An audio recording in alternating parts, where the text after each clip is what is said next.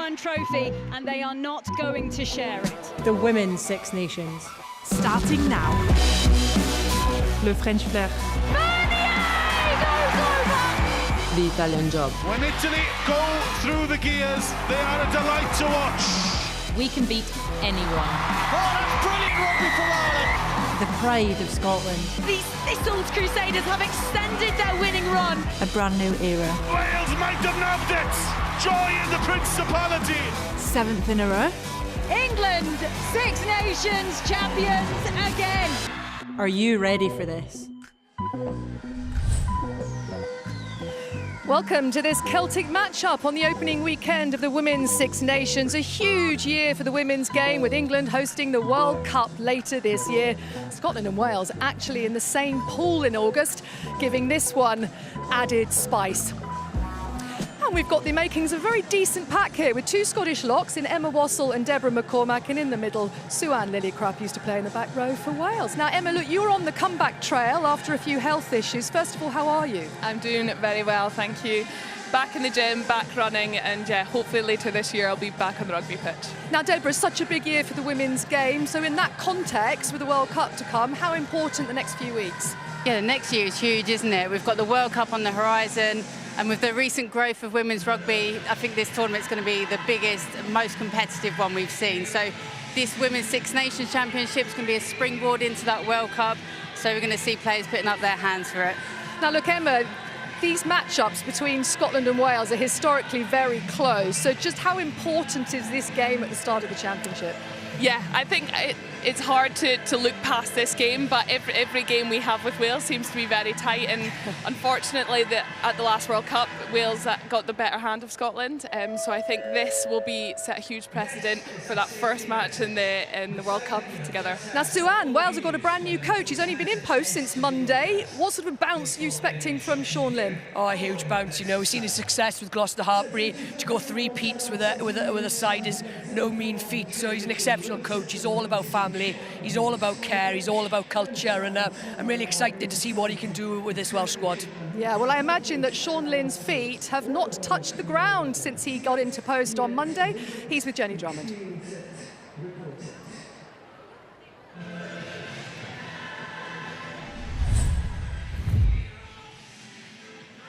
Sean, a brand new challenge for you, 6 days in charge. Realistically, what can you change, what can you alter and implement in that time? Yeah, I just think it's about energy and mindset is what I want from these girls today. And like I've said in the press, BBC, it was about, I'm giving these girls a bit of a license to inspire, and that's what I want to see out the girls today. In terms of the rugby though, what style of rugby do you want to see? Oh, look, we've got a very good set piece. That'll be our DNA, and but you will see the back three coming alive and making sure that they can get some ball in hand. Over this campaign as well, how important is this first fixture in comparison to the others? Yeah, I just think in sport everything's about building momentum, and look, Rome wasn't built in a day, and we're taking small steps, making sure every game we're playing, we're moving forward. How's the energy with everyone? Oh, the energy is brilliant, honestly, and that's what I'm super proud of with this lot. The energy all staff and players, it's been a great vibe around camp. Now, Sue-Ann, he mentions that the back three are going to come alive. Now, the way that Wales are going to set up to play here, have we got a clue in the fact he's picked 2 playmakers in Claky George at 10 and Kayleigh Powell's in the back line as well? Yeah, I think you're absolutely right. You know, he's gone with what he knows best with Claky. She's one of his Gloucester Hartbury players, and then Kayleigh Powell has been outstanding for Harlequins all season. So you've got 2 playmakers, 2 people who can move the ball really well, 2 brave players as well. And we said we want to see the ball in the back three. I think we'll see the ball get into those wide channels today and more touches, maybe a different Wales to what we've seen previously. And given that, Emma, you know, what does Scotland expect from Wales in terms of how they might have prepared for this one? Traditionally, I think Scotland prepare for a physical Welsh side. They're a very, very passionate side as well. But I think there is an element of uncertainty. Obviously, Sean Lynn new in the role, and there's a bit of a changed team there. I think we know from experience, and especially in last year's Six Nations game against each other, Scotland had a 97% tackle success rate, and that is honestly what it took to win, and that was just an equally tight game. So I'm sure we'll see the same today. Yeah, well, Sean Lynn's only been in post 6 days. It's the 5th campaign for Scotland coach Brian Easton. He's talking live now to Jenny Drummond. Thanks very much, Sonia. Brian, great to have you with us. Look, how important is this match? Traditionally, Scotland against Wales, it's always extremely tight. First match of the campaign to try and get some momentum here.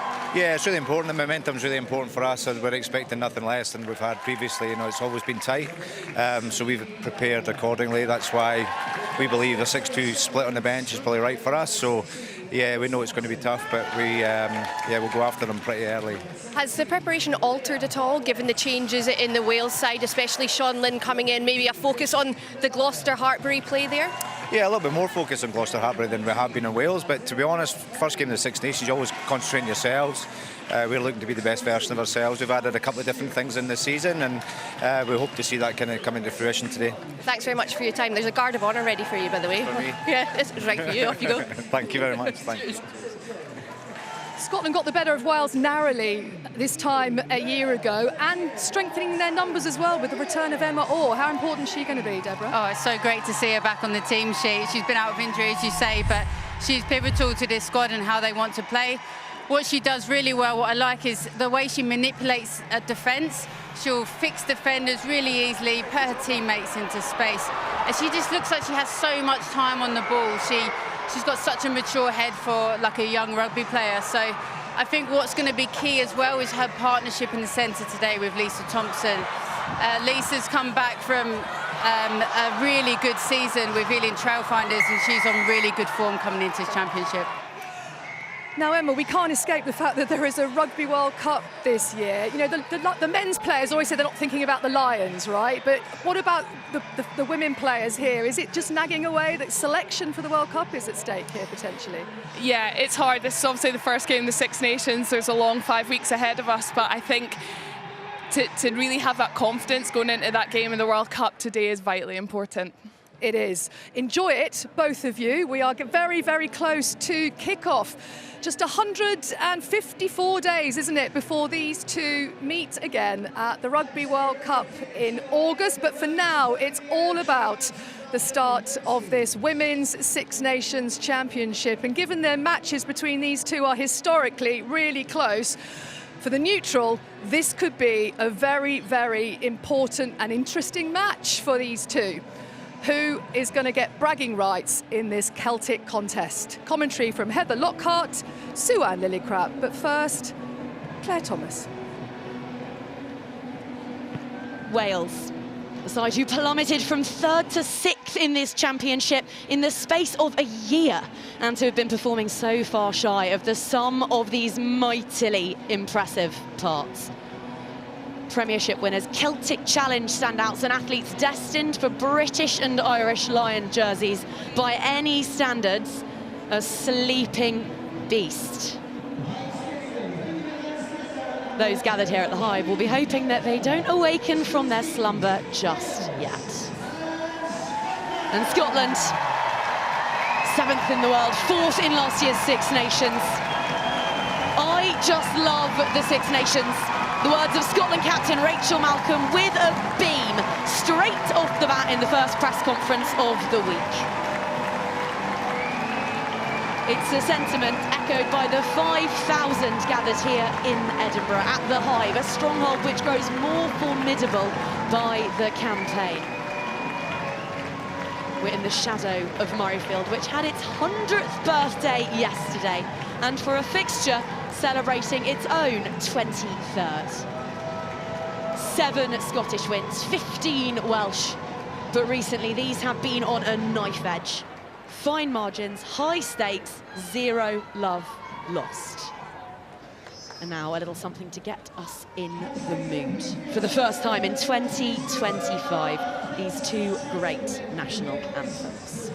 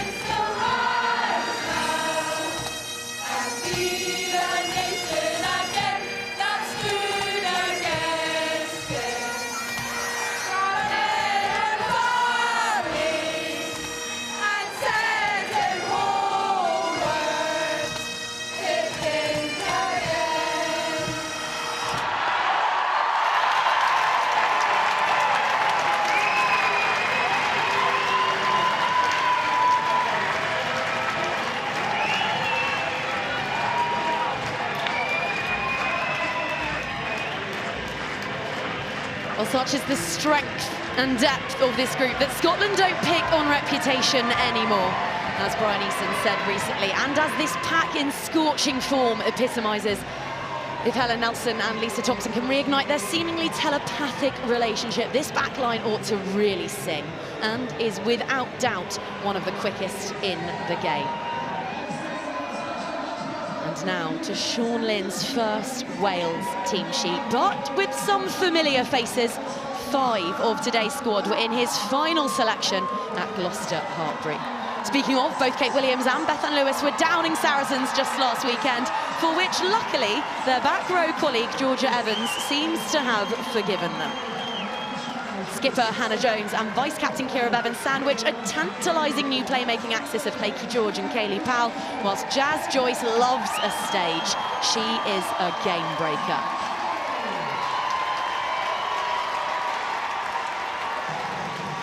A 6-2 split on the bench for Scotland, boasting Jade Conkle, who's been in towering form for Harlequins, whilst Jones, Pearce, Rose and Crabb are all returning from lengthy layoffs and will be hoping to find some of their own. 45 seconds. Special moments within a special tournament, a debut for Bristol's Holly Cunningham, as Granny Gwenda, born in Aberdeen, watches on in her brand new Scotland jersey. She's not the only bear north of the border. Lana Skeldon, Emma Orr, Eliane Clark, Evie Gallagher, all prowling the hive, whilst the Wales family watch on. Sean Lynn was giddy at the Six Nations launch at the talent at his disposal. It's a full Six Nations for Kat Roach. She will oversee proceedings today with Jess Ling and Shanda Asmus, her assistants, and Oni Kellett, our TMO. Okay. Scotland in blue. And playing from left to right, Wales all in red and entering a new era. We know these are close, we know these get heated, and we know this one really, really matters. Scotland versus Wales at the Hive. Here we go.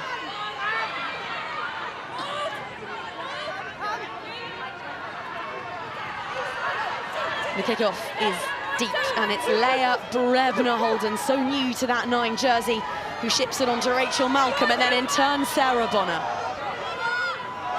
Use it! There she is again, but this time it's back into the front, pocket. back up!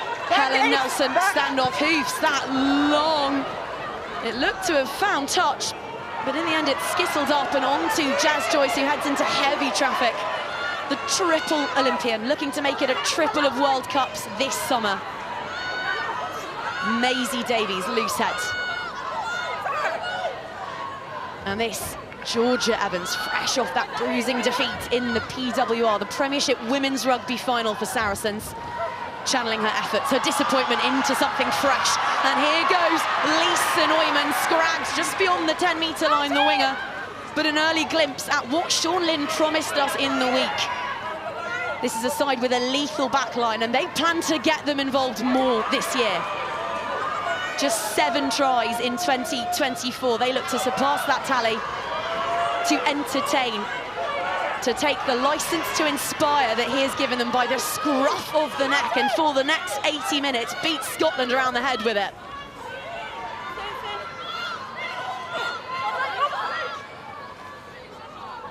You're in the 22. Flat. Voice of Siwan Lillicrap, former skipper of this Welsh outfit, alongside me. I've got Heather Lockhart too, and we'll hear from her in just a moment, but let's have a look at what Wales might do here through their strike weapon, Jazz Joyce, up to the 22. The first 2 minutes dominated by the visitors, and it's a carry from Alau Pearce on her first start in red to the short side.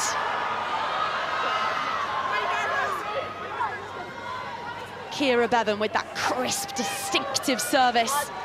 Jogs around, goes again, picking out a Scotland player. Ball skittles loose. Maisie Davies had eyes for it. Knocked on in the field of play, scrum. But it's knocked on.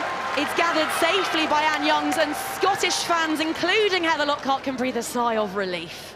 Yeah, absolutely outstanding passions of play there. I'm not sure, I think it did go to touch, but play on from the exit play there from Scotland, and a wonderful set play there. Sean Lynn said they were going to look for their back three, and that's exactly what they've done. Longer passes through Kaylee Powell, and Maisie Davis, MVP in the Under-20 Somerset Series, absolutely outstanding there, and just knocking on there just on the try line. But outstanding play there from Wales, Joanne. Yeah, class play. You know, they've done exactly how he said they would start. The ball in Karis Cox's hands, the ball in Lisa Neumann's hand, edge to edge. But what is impressive is they started on the halfway, they've gone all the way down to the 22, and Ciara Bevan just doing what she's done best all year, sniping around that breakdown.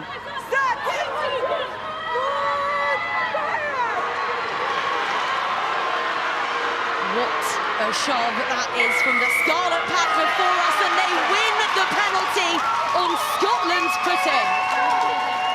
Absolutely huge there by Wales. We've got our young front row, their first starts, Maisie Davis, Jenny Scoble, but Karis Phillips there on her 80th cap, and the second rows as well, Allow Pearce as well, again on our first season start.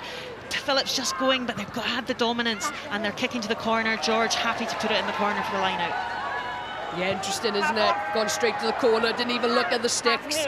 Back in their driving mode, which has always been a weapon for Wales. Sean Lynn mentioned in his pre-match interview, didn't he? The forwards' dominance in set piece. Safely down by Abby Fleming, and might we be looking at the first score of the Sean Lynn era? It's Phillips on her 80th at the base. Momentum stymied for the time being by the blue defensive wall before them, but now Ciara Bevan gets it out and ships it to Kaylee Powell, the inside centre. What a start this has been. Kate Williams, who struck first in the final for Gloucester Hartpury at the weekend, and now Karis Phillips will light the touch paper on Wales's 2025 Guinness Six Nations campaign. And the Welsh travelling support before us roar their approval. Yeah, great start by Wales, isn't it? 5 minutes in, points on the scoreboard, dominant in set piece, scrum, penalty, good line out. And then you see Karis Phillips on her 80th cap. She knows where that try line is. There's only one place she's going. But what I like, you've seen Kaylee Powell come short as well. She's not just going to be a playmaker today, she's hitting those short lines as well.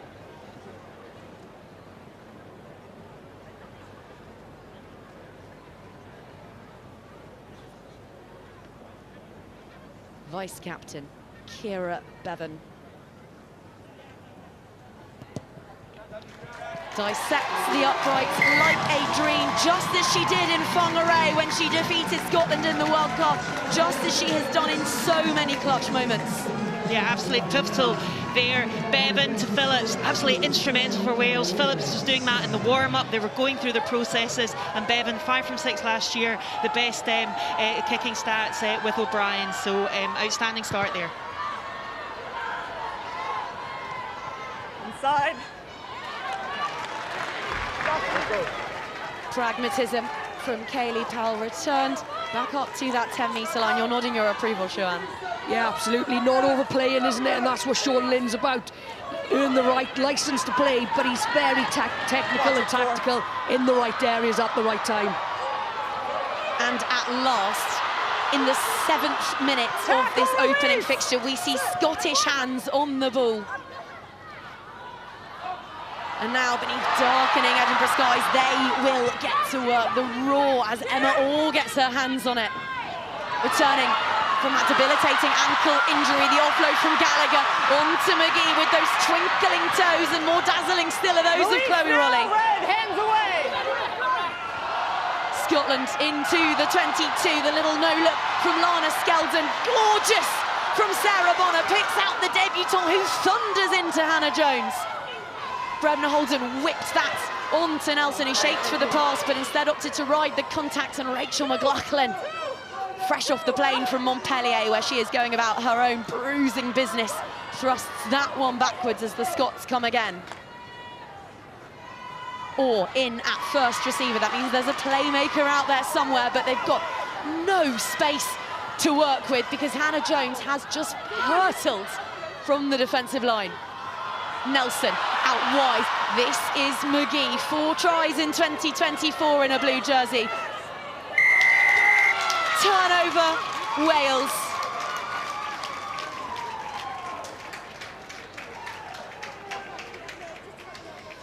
Yeah, outstanding there play by Scotland. That's very much the start, as you said, in the 7th minute there. But got the control.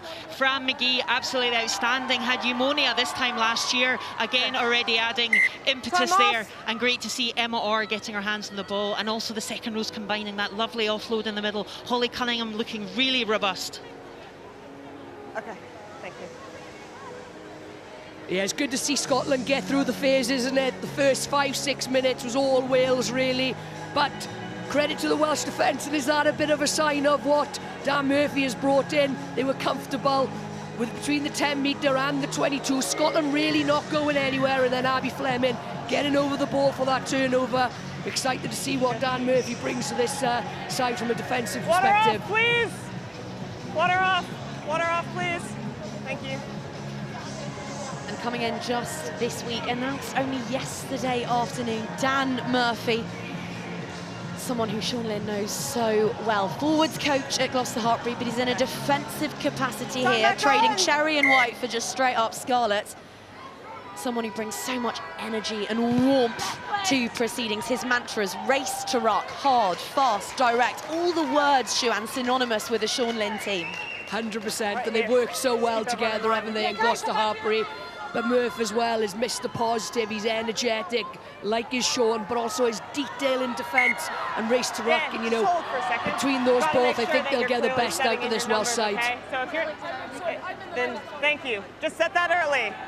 Okay, time on, go ahead. Not straight, outside arm. Option. Line out. Scotland often need to go for the line out there. Had the option, not straight, and obviously the penalty scrum earlier, so option to go for the line out. They do back themselves on that. Make sure we're back 10. Great to see Lana Skeldon Sure back fit 10. as well. Had a calf injury in November, and this is her first match back. You've seen that one twice, short onto Cunningham on debut.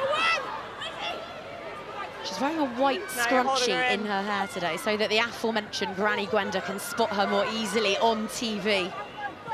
Capped at under 18s and under 20s level for the Red Roses, and here she is now back in against the grain, and there's a little glimpse at exactly what Brian Easton was so keen to bring into camp. Deft touch from Nelson, hoofing and herring after it is Fran McGee.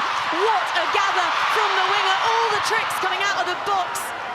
Slaloming Welshwoman for fun, and what a platform this is, as dancing over the top is Lisa Thompson.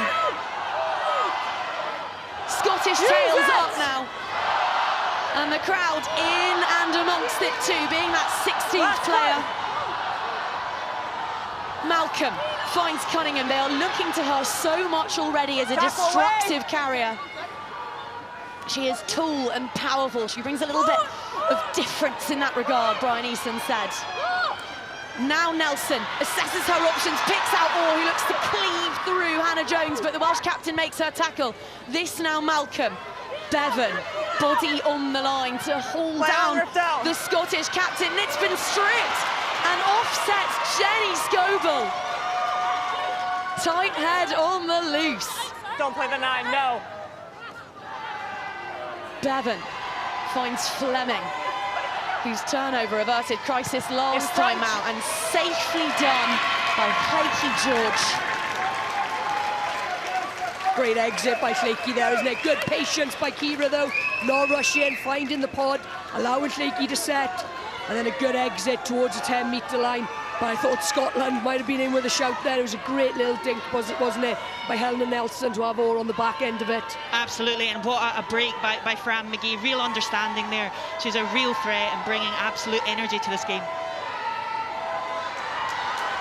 Skeldon, Cunningham, Brebner Holden, now Nelson on to Thompson.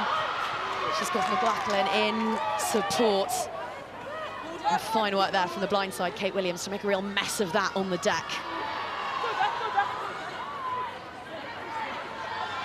Coming again, Scotland through their most slippery operator, Chloe Rowley. What an impact she has each and every time she runs out for this national outfit. Not there. Scrum advantage! Ball knocked on. Scrum advantage going the way of Wales. And Kira Bevan, always so wise to an opportunity. Sliced that one somewhat, gifted it straight back to Rowley, and it's juggled by McGee. Knock on. That a collector's item because she had a clear 30-metre scoop to the whitewash there. Yeah, it's really interesting. Scotland are really trying to gather up the speed of an attack there, and really defensive sets there by Wales outstanding, but just again McGee the speedster. But it's Holly Cunningham that's really impressing me here, just getting some go forward, bumping off defenders, and Lisa Thompson as well. Thank you. Which is at 4 carries already, Holly Cunningham, and Dan Murphy knows exactly what sort of threat she poses, having coached Gloucester Hartpury against her Bristol Bears this year. Crouch! Bind! Young, Skeldon, Clark, Davies, Phillips and Scoble. 4 props making their first starts in this competition. And Georgia Evans, wearing number 8 for the first time since March of last year. So versatile, invaluable for both club and country.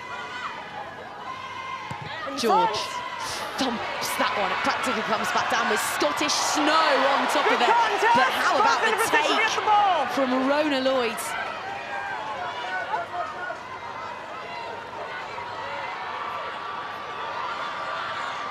Clark's carry and meaty fend too. Inside 50, in front. End over end, that skittles from Nelson. Picks out Joyce, who only needs a hint, a shadow of an opportunity. But it's well read by her Team GB7's teammate, Lisa Thompson, slamming the door shut on that occasion. And then Evans running into the sort of double tackle that elicits ooze from a packed Ives Stadium, as that one did. Lloyd pats that one down. Karis Cox had eyes for it, but somehow it's the Scottish winger who has it now.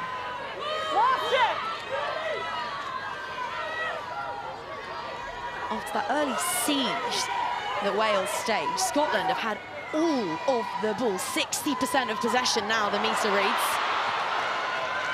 but nothing to show for it. Advantage, not rolling! This promising. Now they can take the handbrake off, and Nelson puts a little speculative chip towards Flaky George. Fran McGee has somehow gathered that, looks up and has Lisa Neumann for company. Scrum advantage, Blue! Scrum advantage for Scotland. Are you keeping up with this? Here we go. Scotland in attack, up to the cusp of the 22.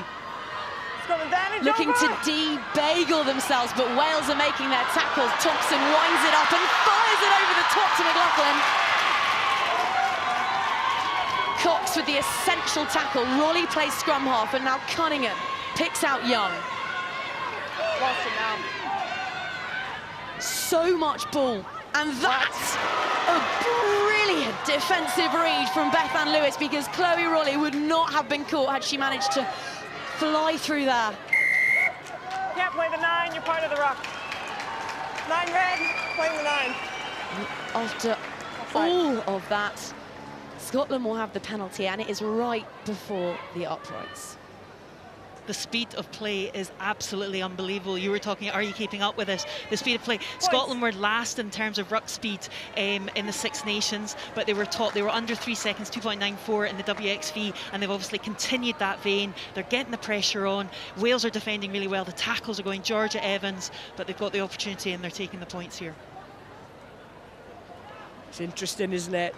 Kick battle that's going on, where we can see Helen Nelson's put some good kicks in there, putting Jazz Joyce under pressure. She's run it back. Wales not really getting out of their half this last 10 to 12 minutes, apart from the first 5. We're not seeing Wales play the territory game as much as maybe they would like to. But a sensible decision here to go for points.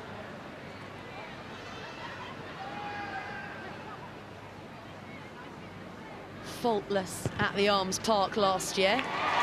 And she's carried that form right back and north of the border. Helen Nelson has Scottish flags waving and Scottish fans singing. Yeah, absolutely. 2 penalties and 2 conversions, which were crucial at the Arms Park last year, and keeping a cool head there and getting Scotland on the scoreboard. Spoke to both head coaches pre-match. Brian Easton said, we know there's a storm coming in the opening 20. We have to ride that storm. Well, we saw the storm up one end of the pitch, and Sean Lynn said they will not outwork us. If we do one thing in this fixture, we will outwork Scotland. Your assessment of that part, Siobhan? Yeah, they've been working hard, haven't they? They've been sound in defence. Scotland have had a lot of territory in possession, but not giving them any easy out. So, you know, and knowing Sean Lynn as well as I do, he will get the energy from these girls that work rate and get them to buy into everything on this field. And it's been a good start by them. They just need to play in the right areas.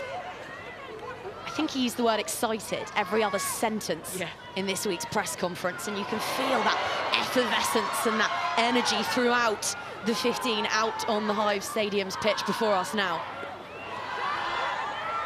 Allow press, all 5'11" of her teenage frame, and this now Beth Lewis managed somehow to hook the bounce pass onto Jazz Joyce, who gets a fend like a piston away.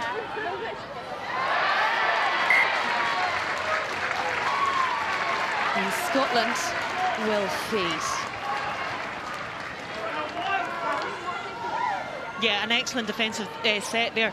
Wales are really just getting the edges. Neumann, Kaylee Powell just sidestepping there and making yards on the right and then ending on the left. And Beth and Lewis just knocking on there. But yeah, look at the tackles. Wales 54. We're talking about the intensity of that defence. They've done it in the 22, and they were just had that passage of attacking play. But Scotland standing firm. And shout out to Rona Lloyd for the previous passage for that high ball take. Absolutely outstanding. I think that shows how much possession Scotland have had. They've had 60% possession so far, just Wales 40, and that's in the early stages of this game. So Wales having to defend a lot at the moment. They won't want to spend all afternoon defending against this Scotland side, because we're seeing the likes of Fran McGee, who's looking really threatening in that backfield for Scotland.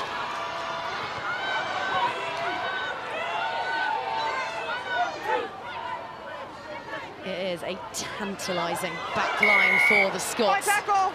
But that dynamism is across their outfit. Rachel Malcolm speaking in the week saying we don't make players as big as Wales, as big as England, as big as France, but what we do have is footwork and guile, and it's something that the Scottish skipper has worked so hard on this season at Loughborough Lightning, turning a lengthy layoff, 10 weeks out of action with an ankle injury, into an opportunity to go away and hone her craft, ball in hands.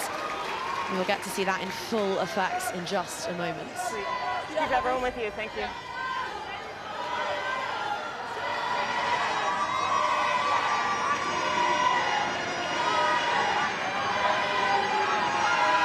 There's another little battle taking place here in Edinburgh. The Piper versus the Welsh stand right before our commentary position.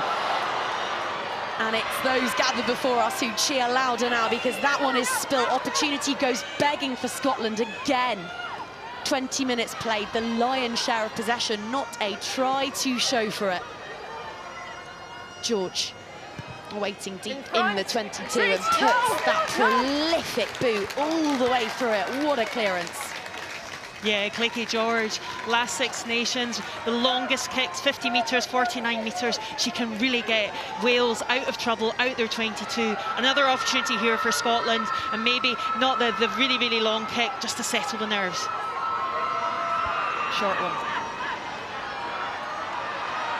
Cunningham keeps both feet on the floor in receiving that line out, and look at the forwards now flowing around the corner for Scotland. So many bruisers keen to get their hands on it, but instead they feed their Schumann pinball, and Chloe Rollie is back doing Chloe Rollie things in the Six Nations. Brevna Holden, Nelson, Skeldon. Such a nifty distributor, and that's 2 high tackles in quick successions from Wales. High tackle. It's kickable. It's eminently kickable. High tackle. Upright, just make sure we're going low.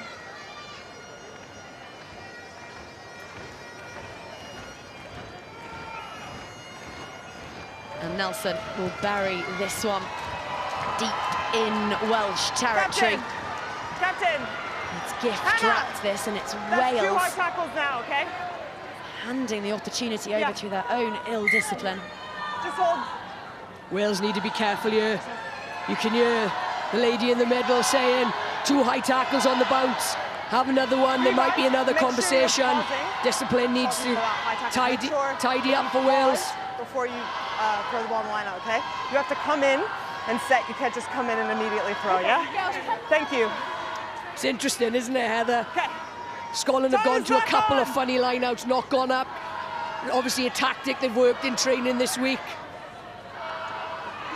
Well, they definitely lifted Malcolm up on that occasion, and now look at this Scottish maul get to work. It's been collapsed. Advantage for collapsing. Advantage going the way of Scotland. Rona Lloyd screaming for it on this far touchline, but they're keeping it tight for now, tight and muscular as Malcolm goes burrowing for their first try of the championship and will be denied. Going back for collapsing.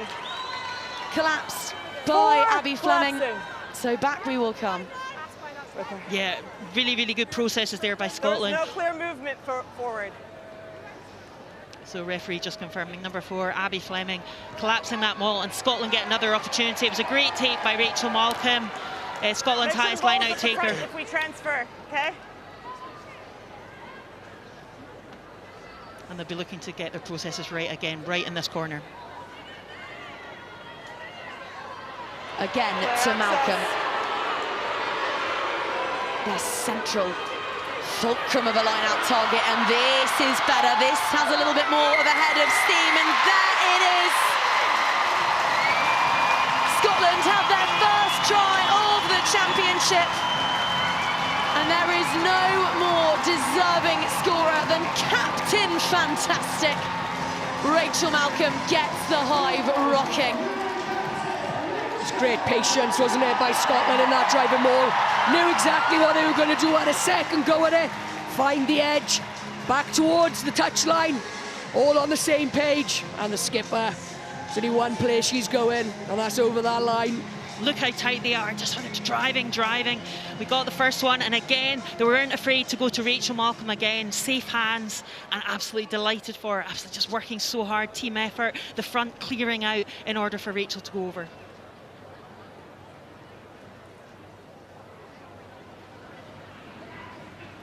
From the skipper to the vice captain.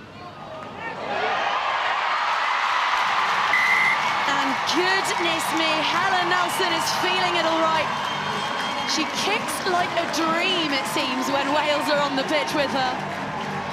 Yeah, just got her rhythm today.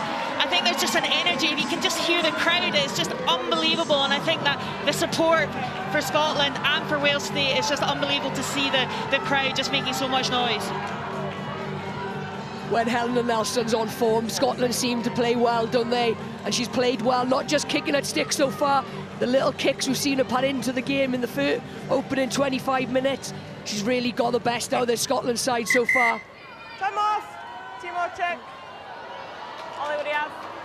Kat, I'm going to show you a shift maul setup by Scotland in the lead up to the try.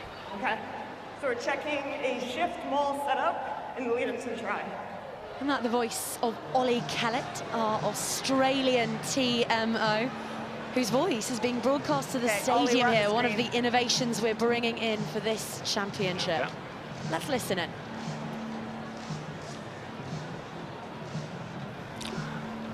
So the ball is passed off and they do not drive through the jumper and go to the outside of the lifter and drive through that gap. And I'll have a better angle for it as well for you.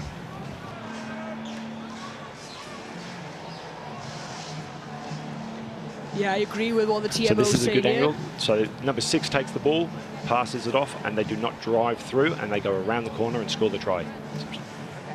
So ball is never in contact with the jumper, not at the front, so it's a clear obstruction. So we're going to overturn the on-field and go with penalty to Wales. Yeah. Agree with that. Okay, Ollie, I'll have a decision. Go ahead, Kat, you're on screen. Okay, So the ball is passed and makes contact with the lifter. There's never contact with the jumper. And so it's a clear obstruction. We're going to overturn our on-field try and go middle to the Wales. Agree with that. Okay. It's a spot-on decision, isn't it? I missed it. Holly Cunningham, I think it's Evie Gallagher. Just take the defenders away. The ball's not with them, so therefore they're offside. We're in offside position, which disrupts the Welsh defence. Thank you, Hannah. Yeah, you can just hear the referee saying you just have to make sure the referee has to with make you contact. First. Okay, and definitely don't touch the side of me. Okay. Rachel explaining otherwise, but it's a penalty. Well, she's not doing her job if she doesn't at least once appeal, Rachel Malcolm. She's got to try. But Cat Roach, done the last 4 of these championships. She knows what she's about. On the 15. It's in the job description as a captain, isn't it, Claire? Question the referee.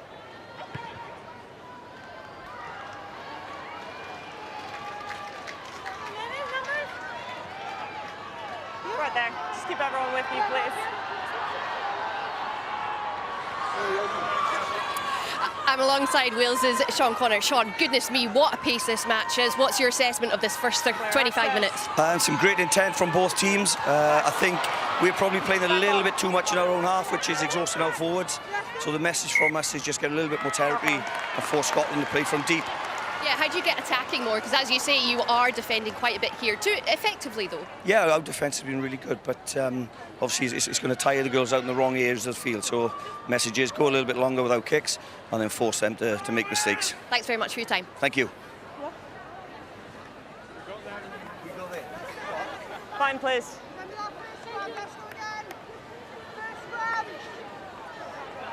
There she is, the Gwalia Lightning look forward. Allow Pers, whose sister Gwen Llian is watching on from the Welsh bench, whose 8 other siblings, no doubt, are watching on from either the stands before us, not spotted them yet, or perhaps the family farm in Conway. It is a family affair, and she's going to need all of that farm strength now. Brebner Holden feeds. Gallagher back onto the scrum half. That's a lovely line. That's a lovely bit of interplay. Lisa Thompson ducks a granity shoulder and goes again up against Joyce. Nelson, quick hands to Rolly. The way ahead is thick though with red jerseys, and Cox effects the tackle. How about the Welsh defensive efforts? We will not be outworked, Sean Lynn said, and the industry before us.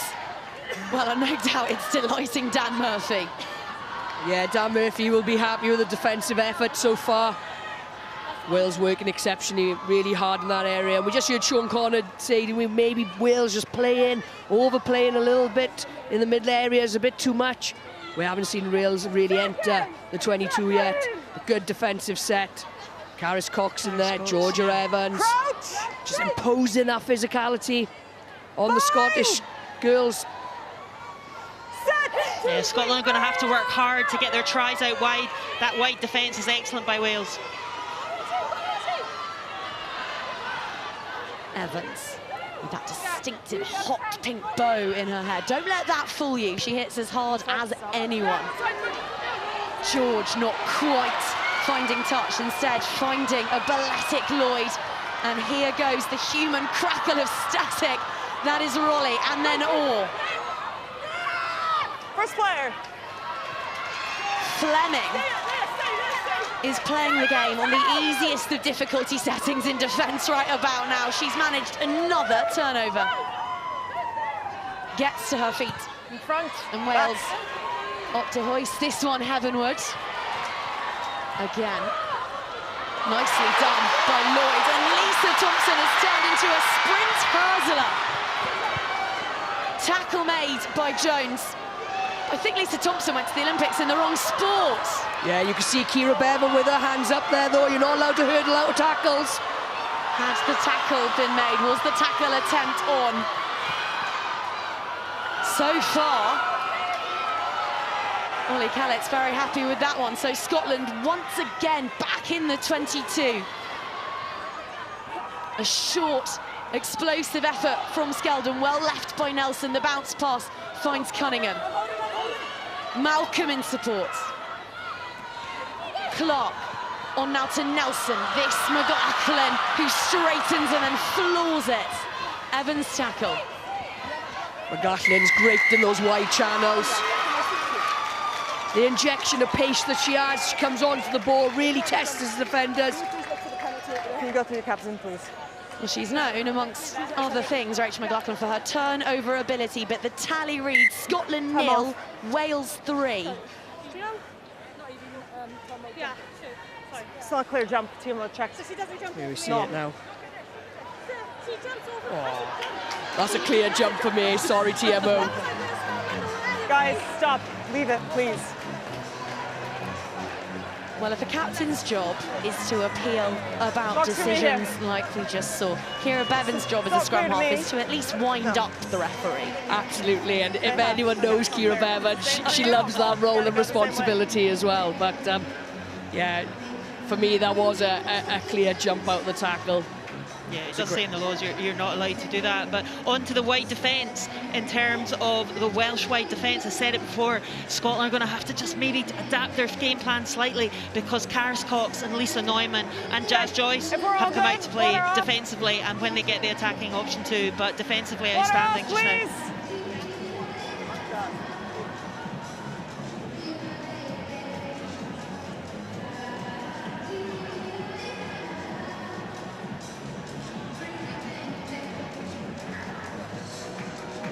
On the 5. Time on. 30 minutes gone in this one, and how long ago that opening strike from Karis Phillips feels. It has been a Scottish onslaught since. There's scarcely a thing to show from it. We thought this one might be tight. 6 of the last 7, decided by 7 points or fewer, of course, in this one. 3 Scottish wins, 4 Welsh wins in their last 7 encounters. Clear access. Tight as you like, the finest of margins. Down by red!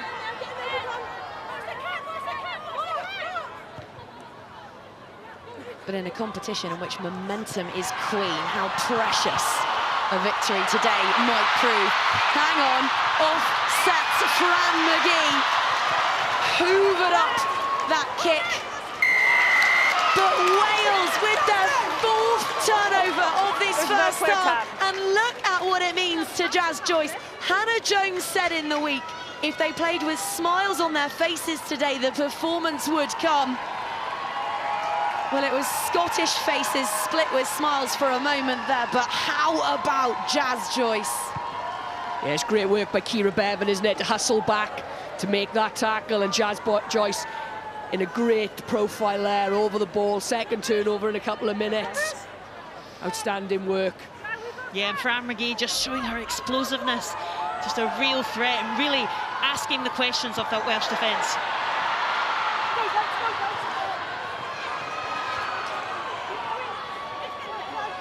Scottish ball again. They'll be playing council tax soon in the Welsh half. They've spent so much time down there. Always inside. Ravenous kick chase.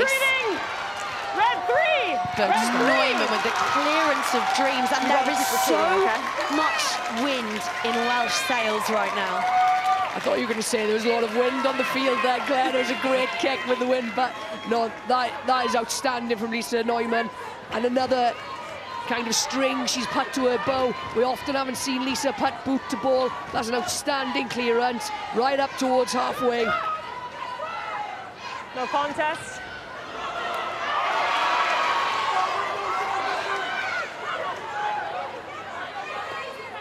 Brebner Holden fighting like a tiger there on the floor, because Lewis had shot up to grab the scrum half. He rises a little wearily. Counter's good. Counter by Wales is good. Fleming has done it again. Here is Pearce. Advantage. High tackle. Young's tackle, drawing the advantage, and Kira Bevan back against the grain. Pure afterburners from the scrum half. There's the offload. She's picked out Davies, the teenage sensation. Scotland, though, reacts so quickly, scramble well as Pearce looks to narrow that line. George, Powell, going to whip here, Wales. They promised us some theatrics from their back line. What can Joyce produce? Okay, still advantage, we're going back. We're going back, high tackle. Kira Bevan, just, oh, what a player. She's really risen to the occasion, captain 3 times last year, and her tap and go and her ability to spot the gap for Wales is absolutely outstanding. But turnover from Fleming, the work rate at the breakdown, Leah Bremner-Holden really getting messy ball. And yeah, there we go. Kira Bevan just showing her explosiveness and her rugby acumen. Great tackle there by Helen Nelson. And knees, please. Yeah, she's great around those breakdowns. Identifying when there's a gap, when to snipe, when to go.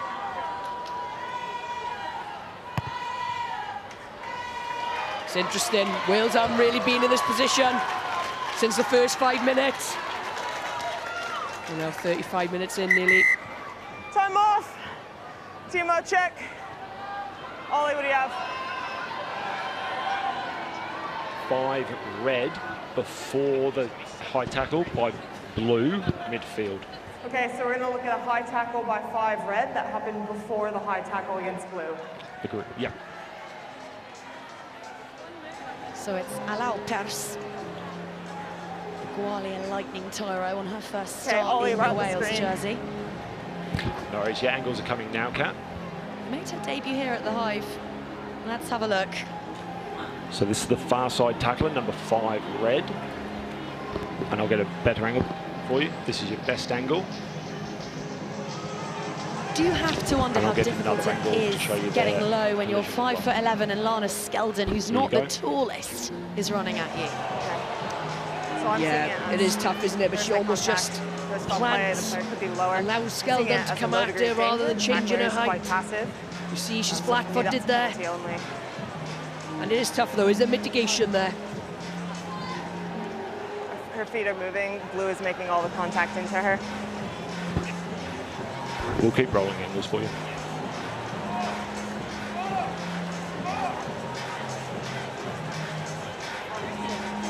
I mean, for me, her feet aren't moving. I think that's a glancing flow. I'm at penalty only. Agree with that, then. Okay. So, Ollie, I have a decision. You're on screen, Kat. Okay, so there was a high tackle by 5 red before the tackle by blue. It's a low degree of danger. The tackler is quite static, so it's a penalty only. We're going to go back to that since that happened before. Agree with that. Okay. Yeah, agreed with that decision. Alau's not going forward with force. She's planted, isn't she? 2 metres into the Welsh half, 17 metres in from touch. And not only that, Jenny Scober was in the tackle. Sorry, Ollie, Jenny's tackling. So there's some 48 metres out. Agree with this call. So just a other side of the penalty, line. nothing more. And 17 metres out from touch. So 2 steps forward. Okay. High tackle. Not right now. Not right now. Right here.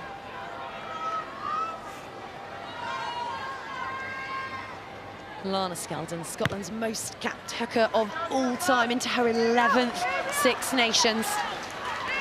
And hoping with this we had throw... an informal warning down there. Next high tackle goes to the bin. Clear? to potentially get Scotland their first try of this campaign. Looking to improve on back-to-back fourth-place finishes, and so well placed to do so. You would think 3 home fixtures. This the first of them, but it's Wales who lead in Edinburgh. Skeldon with it at the base. Exploded like fireworks initially, but now stymied.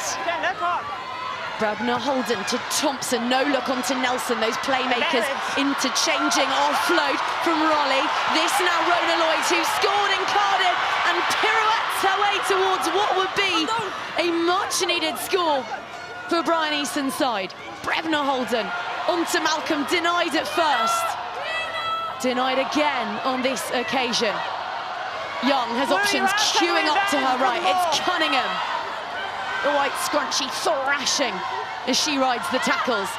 Skeldon delivered the ball infield, and now with a chug of her own, getting low again is Malcolm. Fleming with the tackle. She is inexhaustible today. So narrow, Scotland, but there's the score!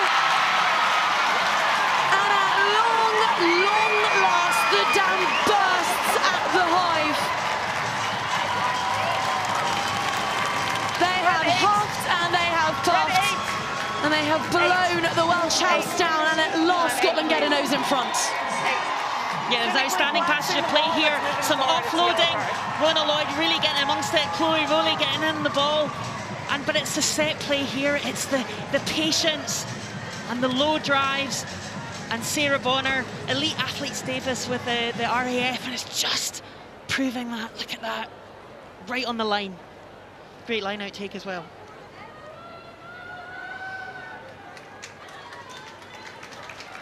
Well, the scoreboard was denied that peach of a conversion from Helen Nelson from the touchline. That one much more straightforward, and so it proved. 10 plays 7 with a few minutes remaining on this first 40. Credit to Scotland, they've been banging the drum, haven't they? Knocking on that Welsh door for the last 30 minutes, it feels like. That was a great body angle by Bonner. She just gets nice and low, doesn't she? You've got her these days, you can't go high, you don't want to be held up. It was a great finish by Bonner, but credit to Scotland, they haven't given up the intent. They've been pressing against this Welsh defence for some time now.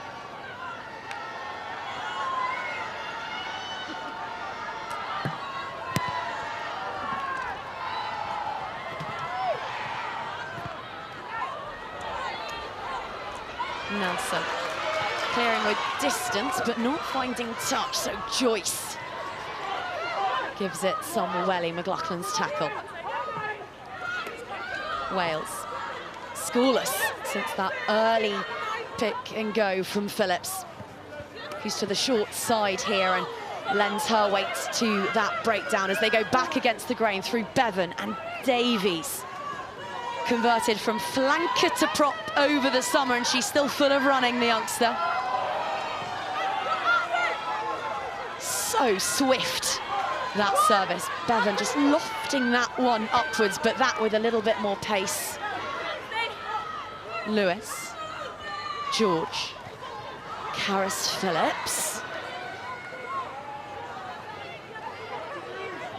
George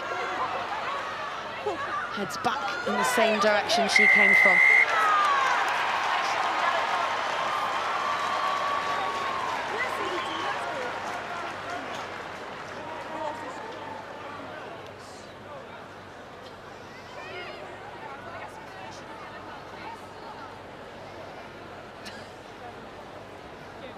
Evie Gallagher with the turnover there.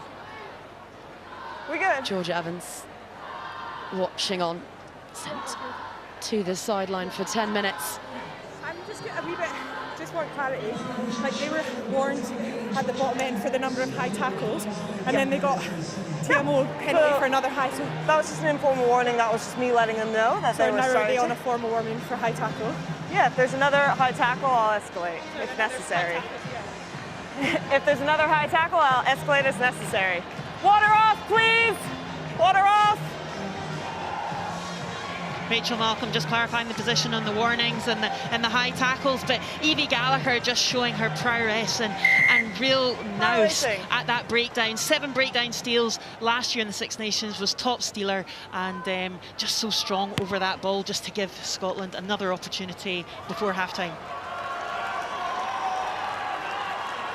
60 seconds remaining on this first half, a try apiece.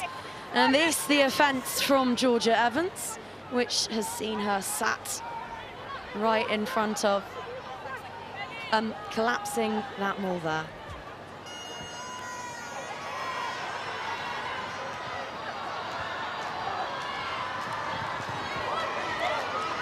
Thompson, newly crowned player of the season with her Premiership club Trailfinders.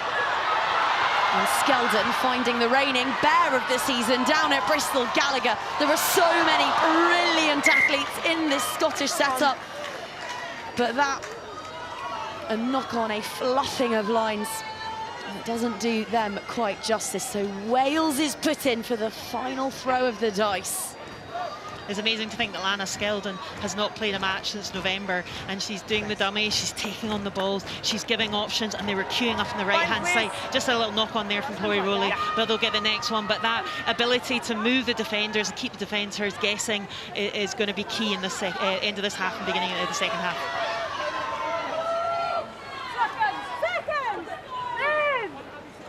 Skeldon and Orr returning from lengthy injury layoffs, calf and ankle respectively. Kelsey Jones, Gwen Fiantash, Donna Rose and Gwen Crabb the same amongst the Welsh replacements. But we will have to wait a little longer to see them introduced into the fray, because Ciara Bevan, vice-captain, decides that will be that for the opening 40 of this fixture. A try for Caris Phillips. The response from Sarah Bonner. Georgia Evans, currently a bystander, and that alone. She's been shown a yellow card, so Scotland will emerge with the player advantage after this pause to proceedings. And Sean Lynn giving his first team talk in the sheds as Wales head coach. So much to unpick on the other side of this short break. But for now, at Hive Stadium, it is Scotland 10, Wales 7.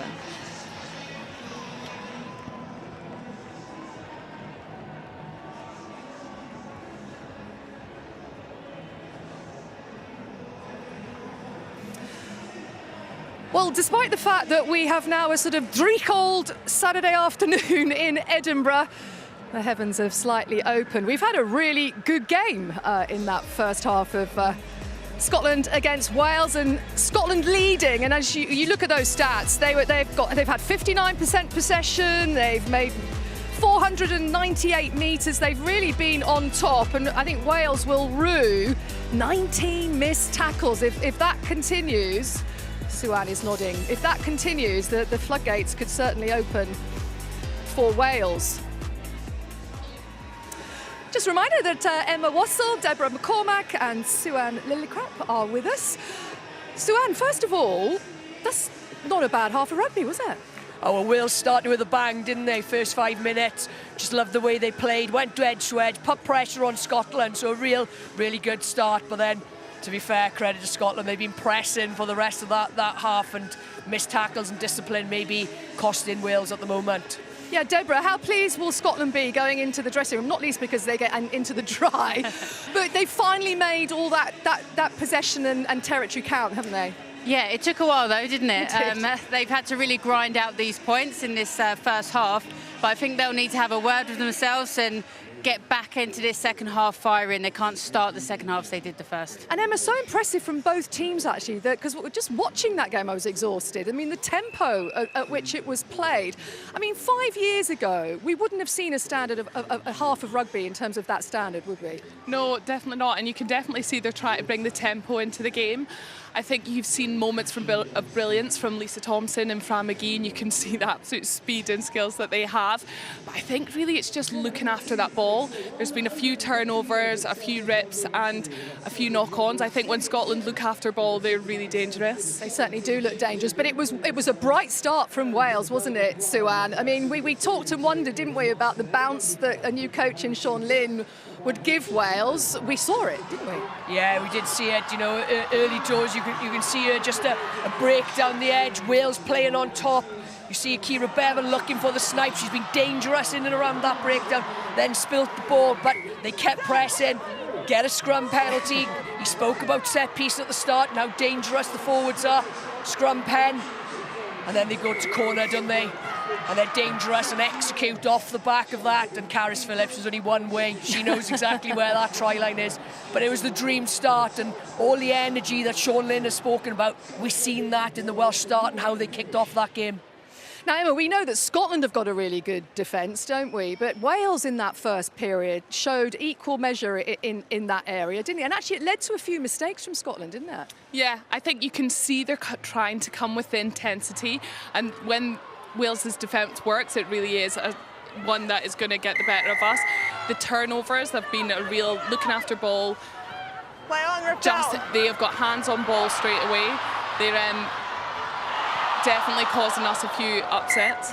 I wonder if that's a product of Dan Murphy as well, what he's brought in this week. I think Wales have turned over a lot of ball in the wide channels. Scotland are a threat there. Jazz Joyce has been over the ball twice, Abby Fleming. So I think, you know, maybe they've looked at getting in that breakdown. Yeah, that defensive pressure from Wales has definitely caused Scotland problems. But we thought that, Deborah, that Scotland had taken the lead, didn't we? Even through their captain fantastic, Rachel Malcolm, and then no try. It took a while for the officials to get involved. When they eventually did, they overturned it. Just give us, do you agree with the fact that they did? To be honest, there was a bit of a contest. Me and Emma were looking at it going, is it? But yeah, I think there was obstruction ultimately. So they'll be frustrated with this.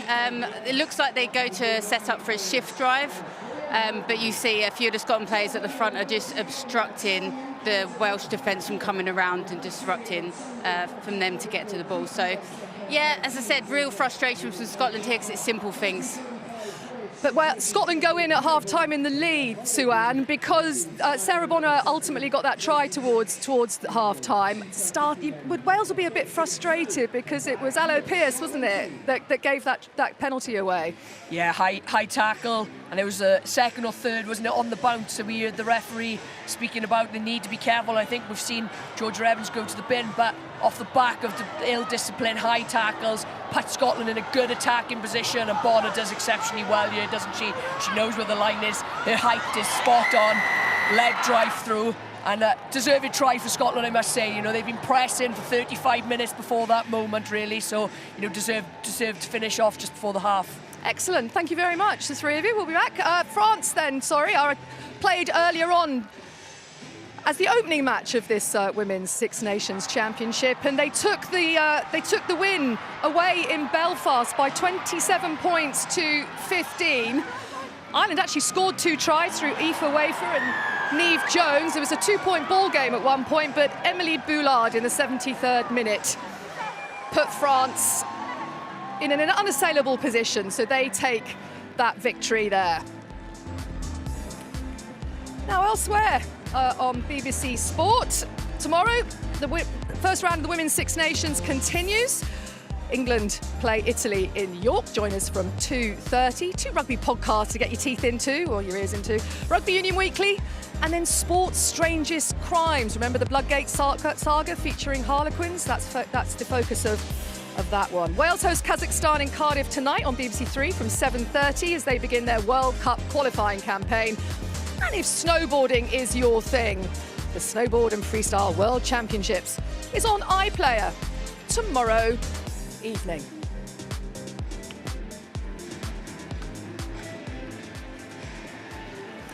Now, Emma, we wanted to have a wee chat with you because it'd be fair to say you have been through the mill health-wise.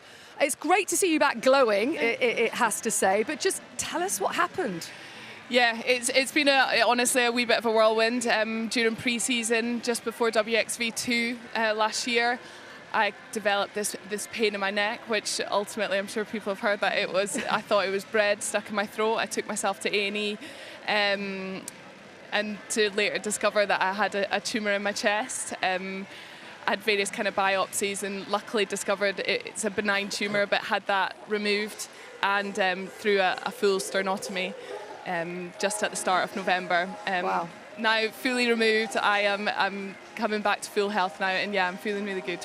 Excellent. Now, I know that Rachel Malcolm calls Rona Lloyd sort of the heart and soul of this Scotland team. She's obviously playing, they're both playing today.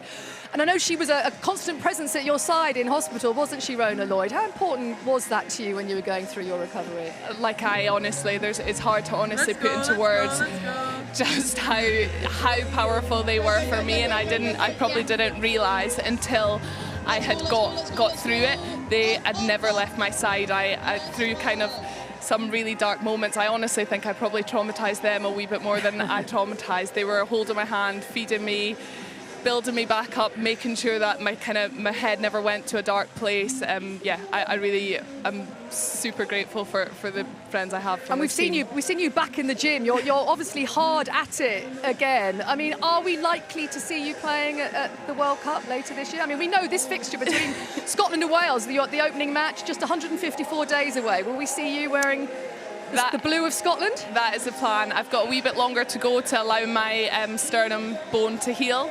But after that, I will be hopefully getting a scan and then looking to kind of return to contact. And yeah, the aim would be to be back for the warm-ups for the World Cup. And yeah, hopefully. And I know we saw you, didn't you, E? There was a big moment for you, because we can see Murrayfield just behind us here. Look, and there was a big moment for you ahead of Scotland-Wales in the Men's Six Nations Championship. Tell us about that. Yeah, they'd asked me to do it alongside Julie Bevan, who is the granddaughter of the first try scorer at Murrayfield. And oh, what an honour. I've been to Murrayfield for many, many years to watch the men play, and it's just a super special place for me and my family. So to be able to walk out there and present match ball, it was a real honour. Well, it's great to see you looking so well, and good luck with your continued recovery. Right, I said it was Dreek. It certainly is. Let's go to Jenny. Well, I hope I'm not Dreek. Crikey jinx. I'm alongside Scotland's Meryl Smith and Wales's Kat Richards. First of all, Kat, I'm really sorry you're having to sit on the Scotland bench here. I know you can't be feeling too comfortable.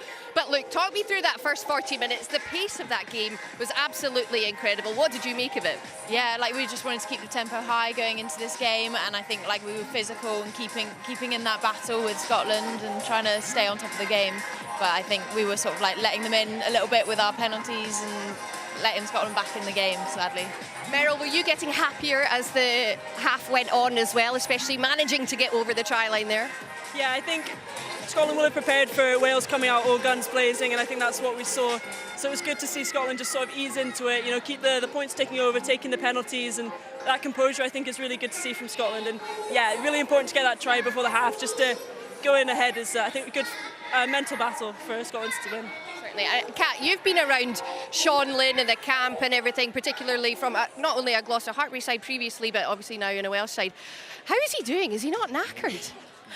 If he is, he doesn't show it. He's been like working really, really hard with us, and yeah, I think he was a little bit tired on Monday, but he's been keeping going this week, and he's just lifted our spirits, and you can just see it on the pitch. Like, he's just made us feel like a family. Is that the boost you all needed?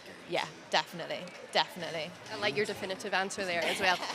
Meryl, but also, look, what do we need from Scotland in the second half? I just said we, but I shouldn't say that. I'm neutral. Yeah, I think just cementing on the last 20 minutes of that first half, just keeping the territory, keep the points ticking with the penalties.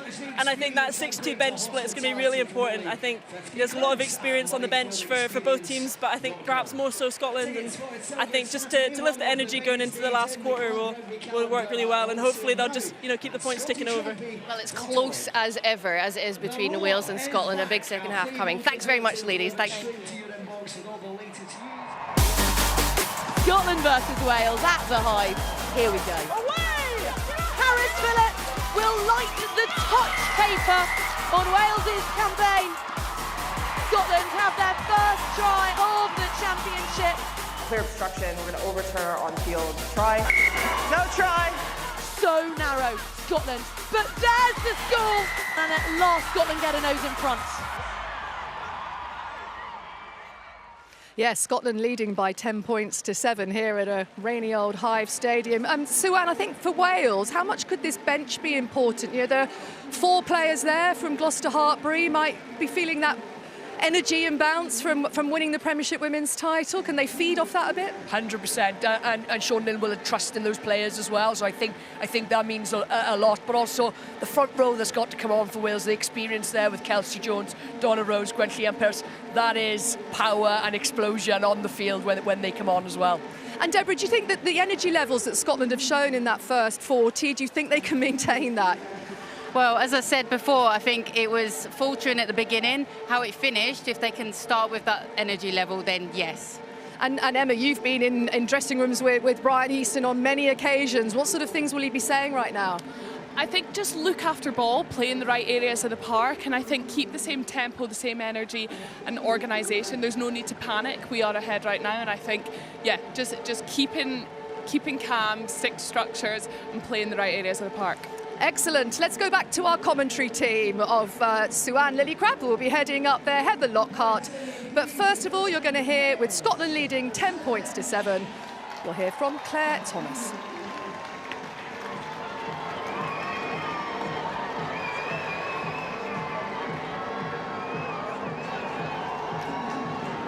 The rain has started in earnest now in Edinburgh. But that's not the only thing which has changed around here. Sean Lynn has given Wales a fresh start, a new set of values and an injection of energy, and said that he would ask this group one question before kick-off today. How hard are you willing to fight for this family? Well, they're fighting hard, all right, and they will have to do so again now if they are going to overhaul Scotland, and without Georgia Evans for the next few minutes.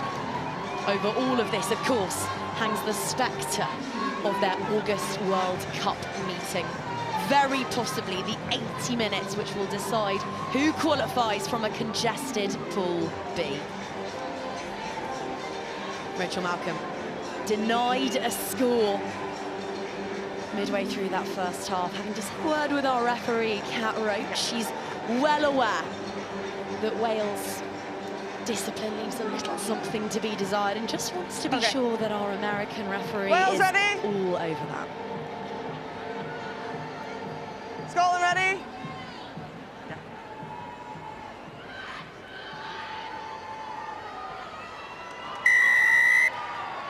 It was an explosion from the traps from the Welsh. That Caris Phillips score, so impressive. But they've a little hill to climb here now. They will clear through the boot of Kaylee Powell. Yeah, composed start there, and we see Donna Rose has come on at tight head. Jenny Scoville did really well in the first half, but bringing that experience on in the tight head position. She's not had her injuries to seek either, a neck injury, but again, coming back. So many players making this the aim to come back from injury and get those game time under their belt.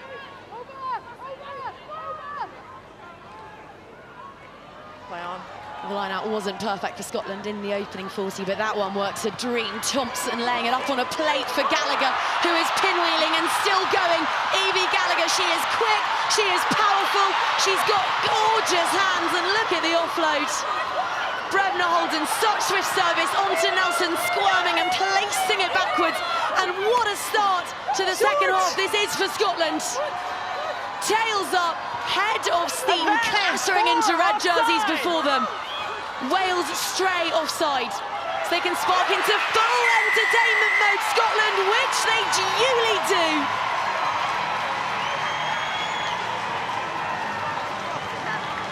That's how you start a second half of rugby. Gun to tape and thistly all over. Okay, just stay square. Which of course means we are going to have a little look at this upstairs. Ollie Kellett, our television match official, getting involved. Show you a clear obstruction by Scotland near the halfway line, and that leads to the line break. Okay, I'm at the screen. Bringing up angles now.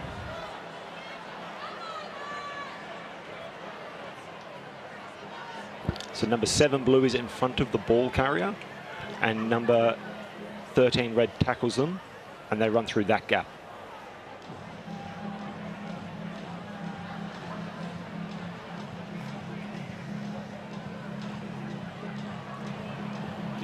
So in front of the ball carrier, Cool. Ollie, I've got a decision. Just in front, just You're on causing screen that now. obstruction. Okay, for me there's a clear obstruction. There's a blue player in front who prevents red from making the tackle. I'm going to overturn my on-field decision. No try, go back to the penalty. Agreed with that.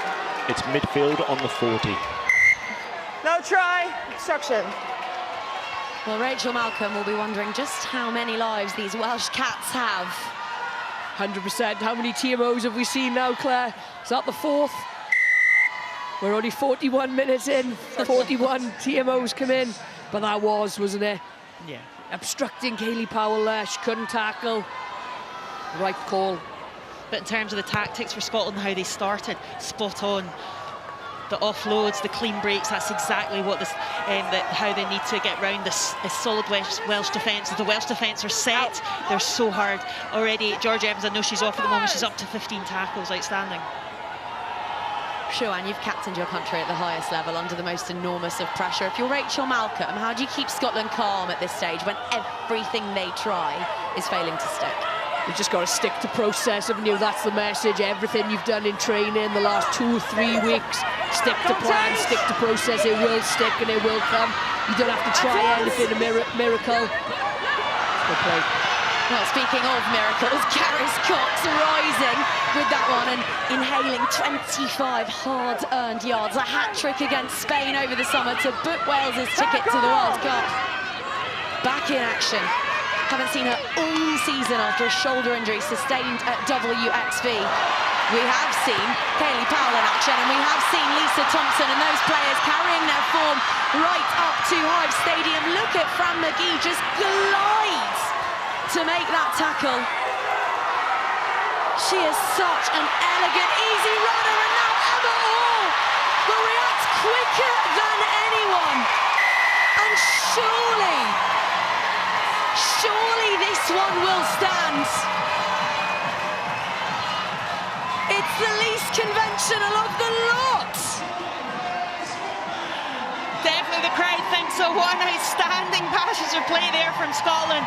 Came with in the deep in the 22, and Lisa Thompson, came from Helen Nelson's tackle, and then Lisa Thompson hacks on, and it's Fran McGee's pace and alertness.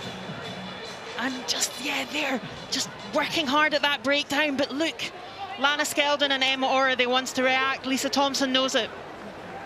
And we've been given the all clear. Try. Well done, Emma Orr. Ultimately, it was the breakdown work that created that opportunity, wasn't it? If you don't go for that jackal counter-ruck, that ball wouldn't have popped out. It all come from a Wales mistake.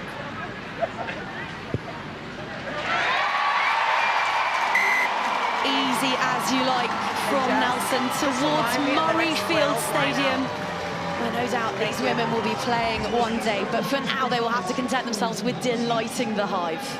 Yeah, here we see it. Look at that jackal disrupting. Wales players have to deal with the threat, take her away. And Orr is alert. She sees the ball pop out, and she is by the sticks. It's a good finish, but it all comes from that hunger, that desire, winning that race to that breakdown, putting pressure on Wales.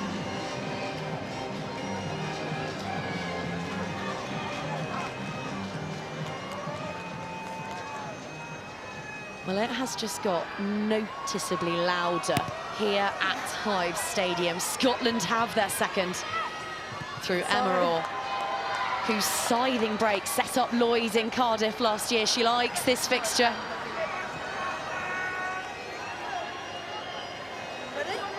Guys, I need to make sure there's clear access. Last time it was really tight, okay? If you're going to maul, clear access, all right?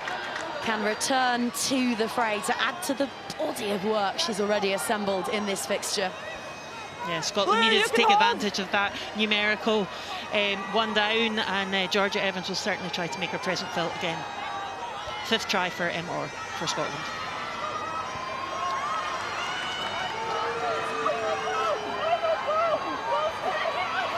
Down by red!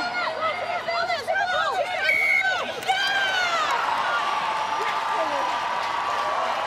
by red. Set piece not crisp there by Wales. Beth Lewis does well to gather it, but they're not set up right for the driving maul. Scotland just disrupting. You can see, I think it's Bonner and Cunningham in and around that ball. Please. Wales aren't tight. Line out didn't go to plan, didn't look as crisp as it normally does. I think as well that intensity, we talked about the breakdown leading up to the try, and the intensity there from Scotland to disrupt that maul. I think they've probably talked about intensity in the contact areas.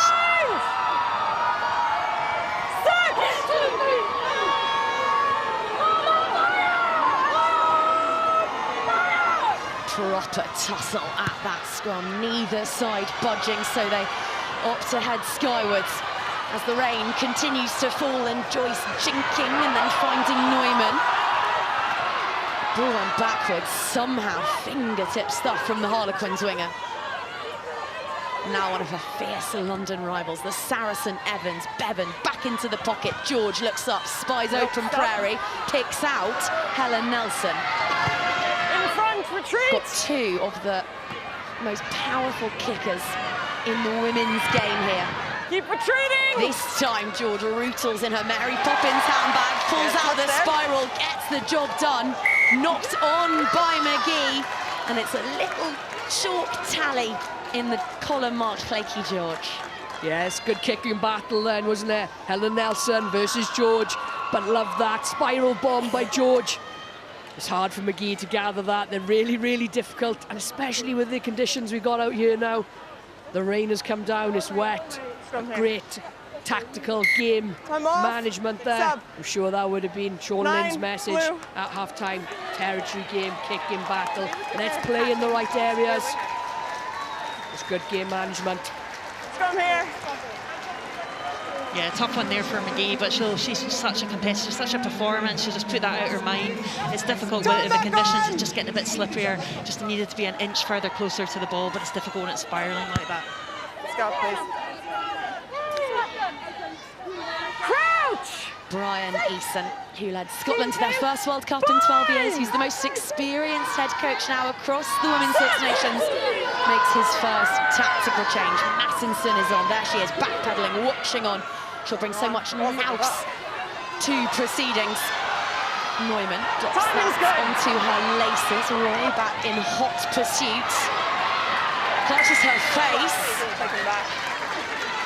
I think she was knocked there and continues to appeal in that vein. Okay. It's a high tackle by 8 blue. High tackle by 8 blue. 8 red, sorry, 8 red. Okay. And that's Georgia Evans. High tackle, penalty only. Back. Sorry, what number was that? Just see here, Chloe, will they no, just turn no, check. I want to formally review this, please. Time off. Yeah, 2 more check. So that will be of some concern because that's Georgia Evans who's just returned from the sin bin. Okay, I'm going to show you the high tackle by 8 red. Angles are coming.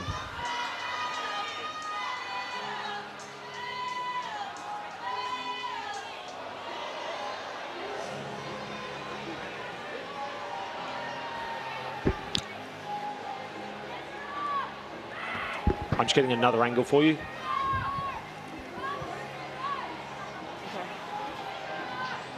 These are your best angles. So it's a high tackle. For me, it reaches the yellow card threshold. It's a second yellow card anyway, so it's going to be a red. It's a second yellow. Yeah, it's the same player as the yellow. I agree with that. Okay. I need 8. Kat, you're on screen now. Yeah. Oh, sorry. I have a decision. Yeah. Okay. So it's a high tackle. It reaches yellow card threshold. Regardless, it's going to be your second yellow card, so it's a red card. Send it to the bunker. You need to send this to me. Sorry, it's going for off-field review anyway. Thank you.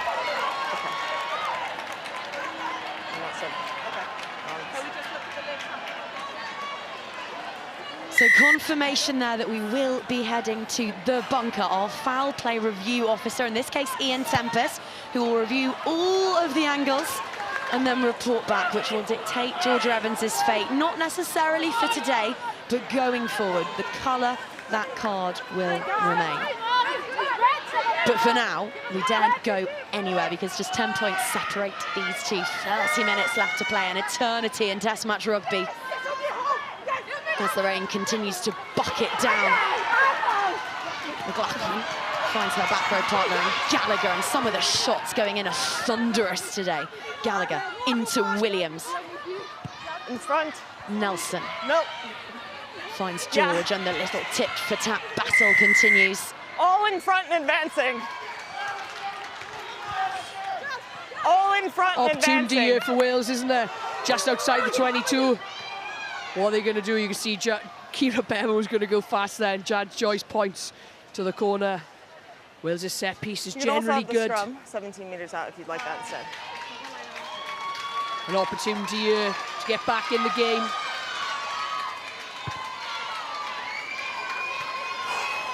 Yeah, right in the corner, Cleaky George, but we want to make this one count, irrespective of being a player down. Karis Phillips scored after 8 minutes. We'll be looking to get over the try line again. Phillips onto Lewis. Wales attacking with 14, but making it look like they've got 16. Make that 17. Look at them go. Hand comes out from Cat Roach. Now Wales are stalled, but they've still got the advantage to flex. Powell knocks it on, the greasy ball. Entry. Starting to take names, but they go quickly through Bevan. Held up. Hold up. Nice, Edie. And we praise her audacity, her tenacity all the time, but on that occasion they just needed a little calm. Subs. 1 and 2. Yeah, I think there, Kira Bevan would have, in retrospect, they're just gone to the corner again. It was such a good driving maul, that line out, and they could have done that again. Good opportunity there, but Rachel Malcolm just alert. Great sense of read here, getting right under there with Evie Gallagher. Superb defensive play. Okay, sub complete. And this a truly special moment. Kelsey Jones, who started for Sean Lynn when Gloucester Hartbury won their first Premiership final 2 years ago, is back from a lengthy injury layoff, a tough ACL injury, which has kept her from the game she loves for a year. But she is back, and so too Gwen Cleanne Pearce, returning from a neck operation sustained on WXV duties. And all of a sudden, well, we'll wait to see how match fit they are, but Wales have two proper titans out on the pitch at the Hive. Tackle! Away! Jazz Joyce up and over 100 metres for her afternoon's work.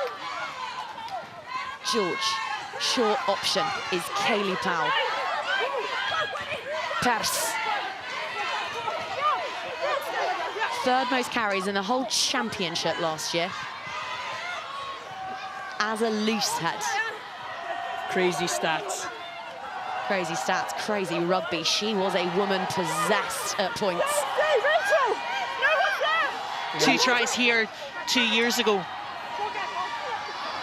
Wonder how long-lasting muscle memory proves. Let's see, here she is.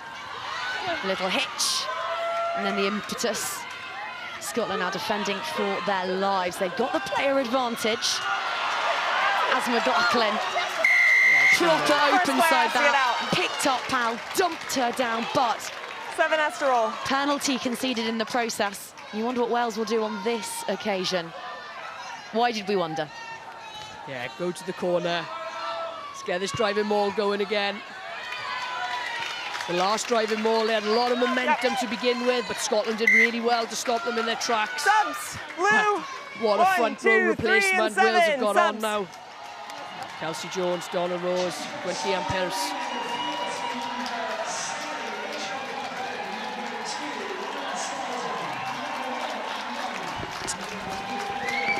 Timo, check. Huge effort there by Scotland. Time off. Well done, the front row. And Rachel Time McLaughlin. off. TMO check.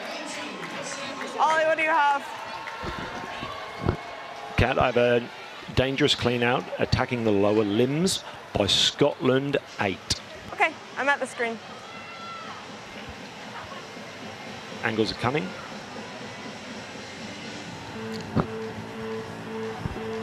So it's that action there by number 8, Blue. Lowering her weight onto the lower limbs of 16, Red. Okay. She's got to go for that, I think. I'm seeing foul play. She is lowering her weight onto that limb. For me, it reaches the yellow card threshold, so I'll go off-field review. Yeah. Okay. Scotland 8, yeah? Okay. Agree with those. Yeah, sweet. Ollie, I have a decision. You're on screen, Kat. We have a dangerous clean out by Scotland 8. She's lowered her weight onto the lower limb of the Welsh player. For me, it reaches the threshold of yellow card, so it'll be an on-field yellow and off-field review for Scotland number 8. Right call. It's dangerous play, isn't it? And you don't like seeing that. The reason they put that rule in place, midfield, the knees in a vulnerable position. 27 metres out. Kelsey Jones first came back from an ACL injury, and you see that kind of action. It's not right. Well, she hopped right here, watching the replay of that on the big screen in a really ginger way. She had a smile on her face as she did it, but it is a reminder that is exactly why the new laws have come in. It's more out of a Lower limb injuries and careers. So let's stick with the line out. 100%. She was in a legal position to start with, but then obviously transferred the weight to the lower limb. Well, playing rugby 14s at the moment.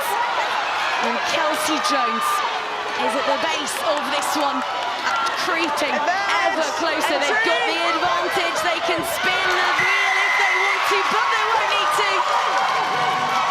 And Abby Fleming, who might just be having her best ever outing in a Wales jersey, is a try scorer in the Guinness Six Nations. I agree, Claire. She's been everywhere this afternoon, hasn't she? Jackling over balls, disrupting breakdowns. And this is great vision. Transfers the ball from Kelsey Jones on the back of the maul. Spots where the try line is, sees there's no defender there. That's great vision and execution by Fleming. We've got a game on our hands.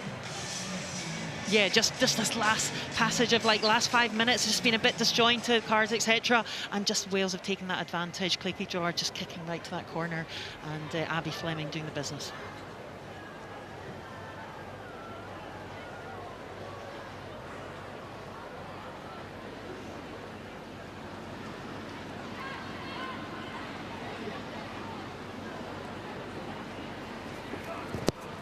Great net here. It's been 50 long minutes since Wales scored up the other end of this place. They're back snarling. Bevan's added the extras. A penalty separates these two. 17-14 in the Scottish capital. 14 players apiece. 3-point game. We've got 25 minutes left. I think it's going to be a good end to this game. I knew it was going to be close. Sometimes data really does tell a story. Sometimes history and statistics give you all the clues you need. You want to rely on the drama, but we were warned. The stat packs did tell us we might have a little something like this. And the rain's really teeming down, so it's just going to be who can manage the conditions and just manage this last bit of the third quarter. You're right, Claire. 6 of the last 7 matches have been decided within 7 points between these two teams. So that's what we've got on our hands. We're within 3 at the moment. I think we're going to see a few more scores from either side. And hopefully a quieter 20 minutes for Ollie Kellett, our TMO. It's had a busy afternoon. He's losing his voice up there. Yeah. Don't change, don't change.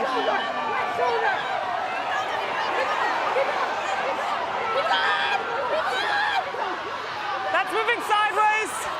2 tries apiece. As the ball gets Don't change, 7, don't things get change. more and more precarious because we have a 25-minute burn-up towards the finishing line of this fixture. Scotland want the momentum, they want the win, they want to head to La Rochelle with a little something in their back pocket. Wales want to get the Sean Lynn era off to a winning start. Coming back, 7. Leave it. And 2 of coming back the women's game's feistiest operators, Chloe Rowley and Hannah Jones, they're just continuing the contacts after the whistle. It's getting tasty. 7, it's getting fiery out there. Good play there by Scotland. Ellis Martin's come on. 2 tries in the Six Nations last year, so yeah, good composure there, and Katie Matheson as well, just keeping her composure.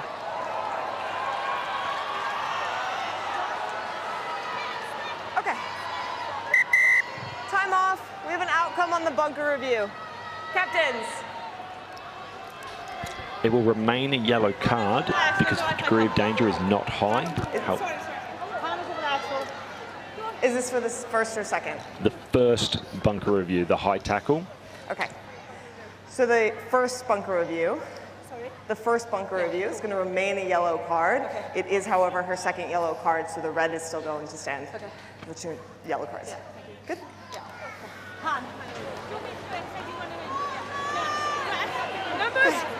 Right there.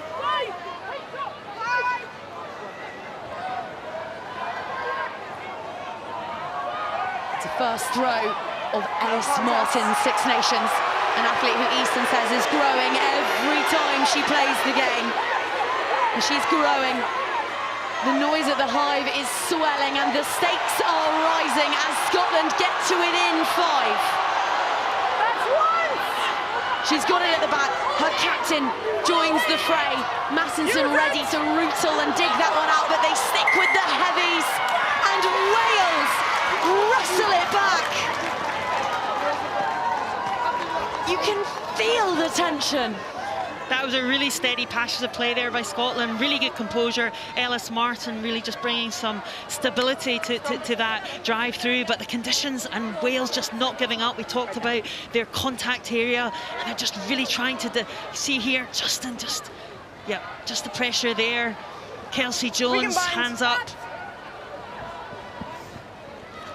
Conditions are tough now as well, aren't they? That ball will be slippery out there. You can see the rain coming down. The great Mouldy, really good stuff. Get out of jail maybe for Wales there.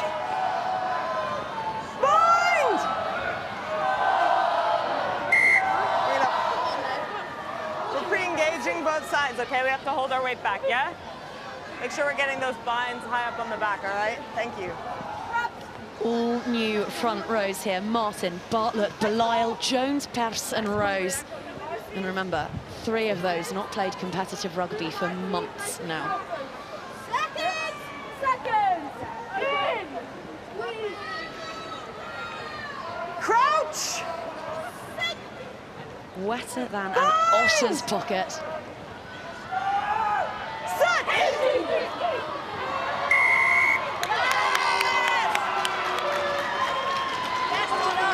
Bartlett there, just at the loose head position there, just bringing the scrum down there. So penalty to Wales, important one for Wales there. Just right on the side of the referee, so because you could see it. Right there. Thanks. Brian Easton said something really interesting in the week. He's a very mild-mannered coach. But he said Sean Lynn's done amazing things at Gloucester Hartpury, but there is a big difference between the club game and the pressures of international rugby. It was perhaps the only shot he fired all week, but it rings so true right about now, because Gloucester Hartpury usually win things at a canter. Sean Lynn is in the test match arena, and he's realising that it is bristling with gladiators, and the margins are wafer thin. Look at Allo Pierce go, outstanding. Ball's available! Use it! Scarcely a thing to separate these two sides. He watches on. He's been unable to sit down this entire second half, pacing around behind our commentary position. Bryson in his box, watching on implacably as we enter the final quarter. Bartlett, ball in 2 hands, carrying hard. It's always inside. Nelson. In front, retreat. Hoist a vertiginous effort, and now they're trading knock-ons, these two sides. Knock-on, she's passed her, so she's that would have felt good after George's spiral earlier on. Okay. Time off. We've got a decision on the second bunker. Captains. The yellow card will be upgraded to a red card. There is a high degree of danger and then no mitigation, attacking the lower limb. Okay. The yellow card is going to be upgraded to a red card. It's a high degree of danger, attacking the lower limb.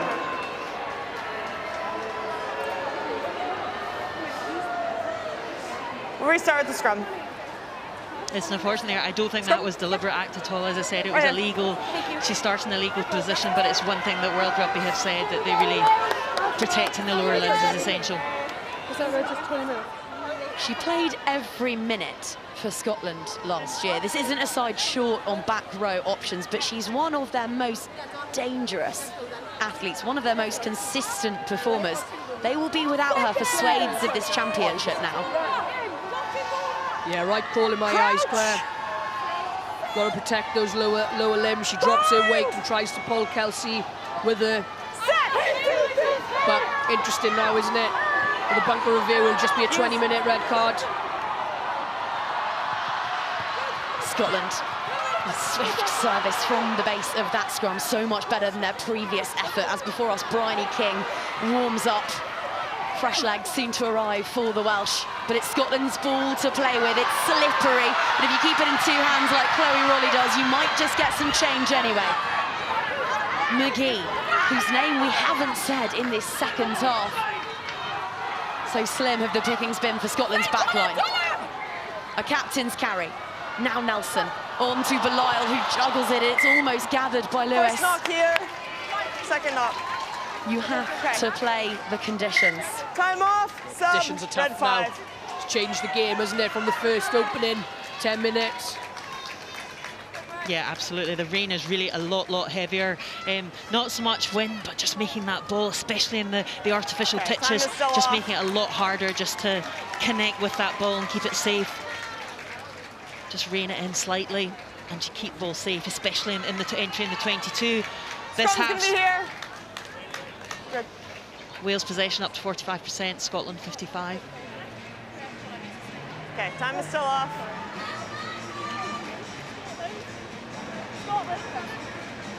But it's regrouping. Got Jade Conco back on there. That's in terms of Evie Gallagher's off at number 8. Yeah. But Jade Conco is on and can control that until the end of the red card period. Evie Gallagher won't be allowed back on, but they can put another player back on.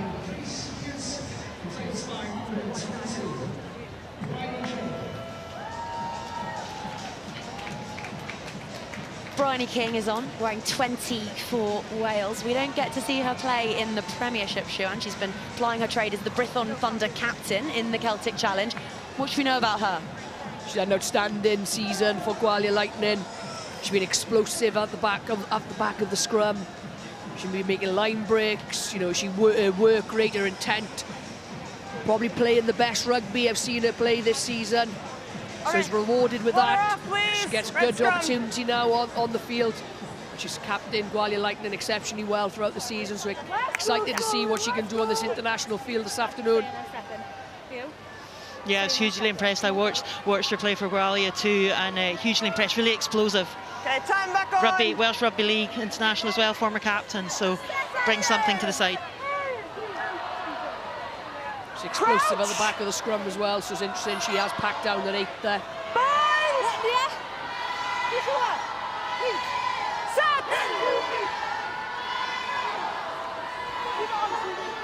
Yeah, balls up back. Bevan on to George, who clears. Great kick. To halfway, almost well handled by McGee. But that's a sensational clearance kick. Yeah. She's on the line. Move on. Yeah. It's a great kick by Shaky George though, wasn't it?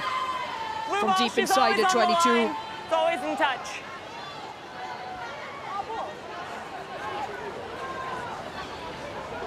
And both sets of players just at this time, at 62 minutes, just keep calm, keep the thought process going, keep talking to each other. Next play. Keep the gap, Brad. Scotland hunting for back-to-back victories over Wales for the first time in 2 decades. Mind you, they rewrote 20 years worth of history when they won in Cardiff last time out. They've not won at the Hive in the Six Nations. This would be the first time, so that's an aim. Use it.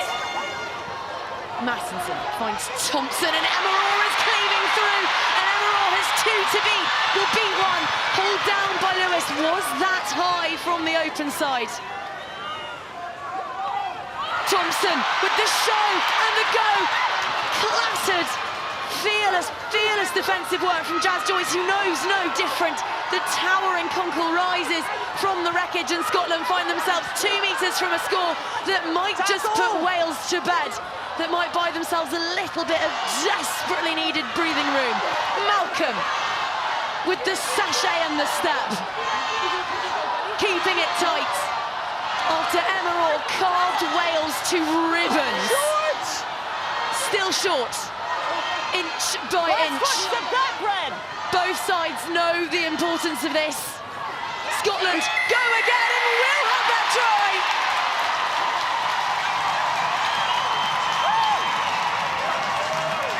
And it's Leah Bartlett who will register their third and might just have breathed some precious room into that scoreboard.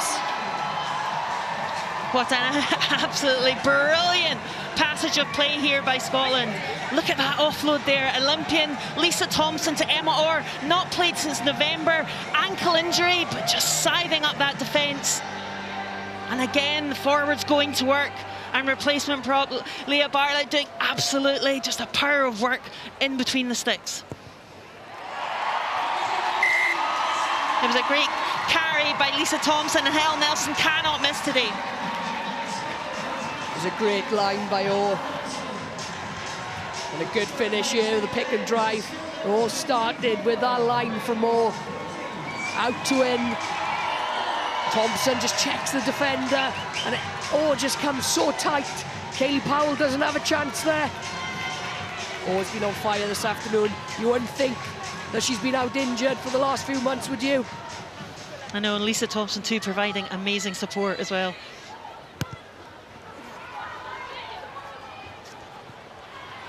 In a game of inches, George sends that miles. And the clearance isn't bad either. Kicking battle today's been good. It's an interesting battles. George, Nelson, Thompson. Yeah, Cleaky George and Helen Nelson, second and third in last year's Six Nations for metres kicked. Only Dana O'Brien outstanding them. She was 2.462, but great kicking by Nelson and George.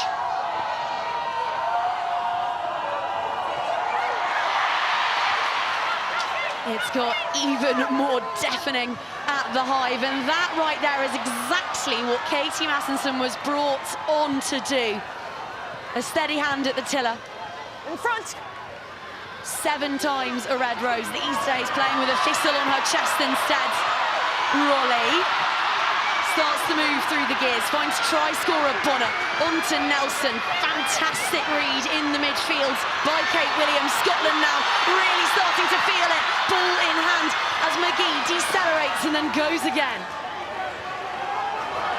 15 metres from what would be the try bonus point.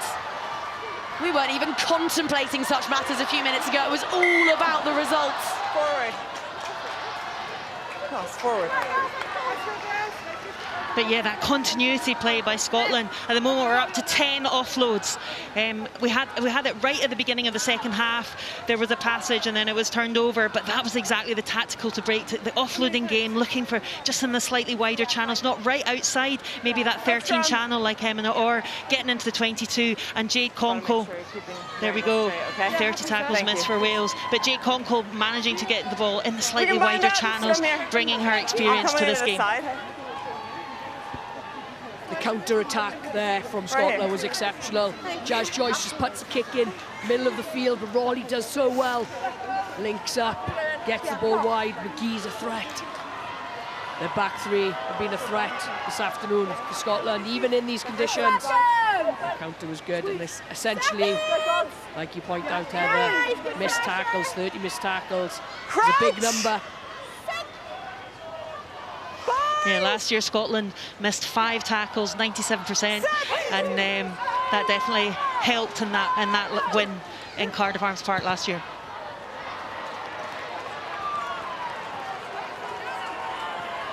Prison. Kira Bevan, who has been, and I quote, outstanding since Christmas in Sean Lynn's eyes, both for Bristol and in training this week. Step out. Might not quite have got the distance that she wanted on that one, but it has alleviated some pressure, and they need it. They are about to be back up to a full complement, though, because Gwen Crabb is about to come on to replace Georgia Evans. So that red card, a 20-minute variety. Courtney Keats is also stood before us, hands on hips, although now she applauds because that carry has bought Bevan the time and space she needs to make life tough for McGee in the backfield. Neumann taken back in, cleaving up and towards the flyer, but Chloe Rowley bags herself another couple of metres, adds another beaten defender to her tally. Ball's right there. It's a great chop by Kate Williams. What an offload by Conco. Another offload for that Matt Banahan-Hune attack. But the ball is knocked on, so Wales will return to 15 players with this fine platform. Subs. We're at 13. And it's safe to say they need to score here. They need to make this play count. Yeah, scrum, 15 metres from the touchline, attacking opportunity. Subs complete, we can have like the you scrum. say, Claire. Wales need to score here. 11 minutes left, 10-point game. They score here, they're a player of advantage now. They got one up on Scotland. Can they capitalise? Can they execute? Times like this, it counts. Time back on. Gwen Crabb, another one that played in the Celtic Challenge, hat-trick against Glasgow Warriors, proved her fitness, is now gaining only her third match since 2022 for Wales.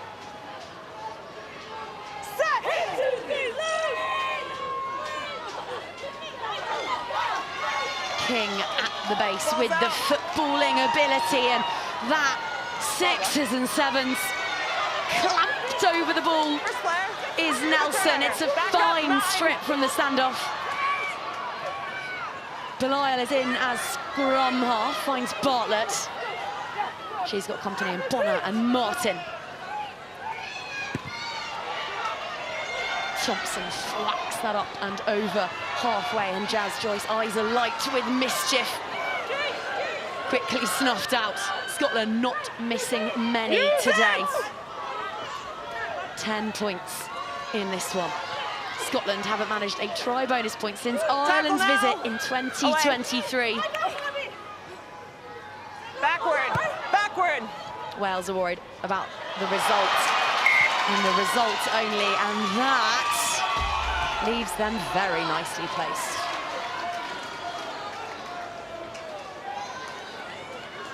Just 1 minute ago, I was speaking about them having to take their opportunity. They've got a better attacking spot now. Come here.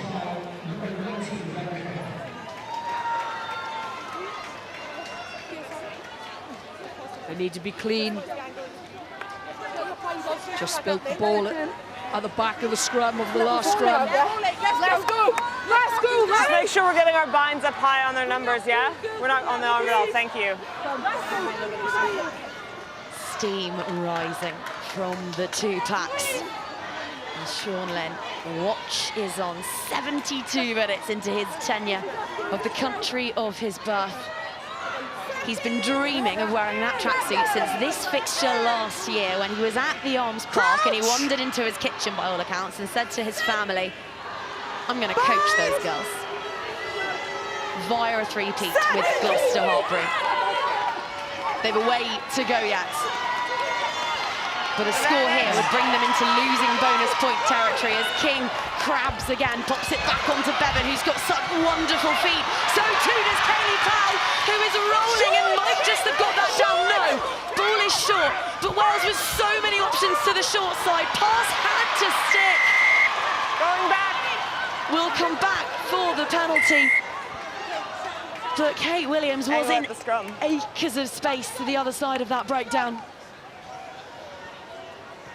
Angle. Desperate defence there by Scotland. Great play there by Wales. Try-saving tackle, wasn't there? Kaylee Powell runs a great dominant line. Here we see it. Great line by Powell. I'm happy to Who drive comes forward. in? Conkel. I don't know what you're saying. Martin. Ellis Martin, Martin does exceptionally well. I thought Kaylee Time off. Powell was in Put it there. back on for the 20-minute red. Wales have got to capitalise now. The clock is ticking. Yeah, sub 11. Alex Stewart, who made her debut in this fixture a year ago and had the most sensational of afternoons. 17 out of 17 tackles. But it might be that her first one today is the most important one of the lot.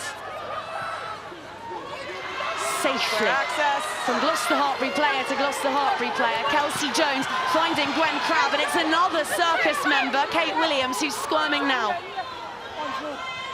Wales to within inches. Short, meaty stuff. It's abrasive play from a team who pride themselves on their physicality.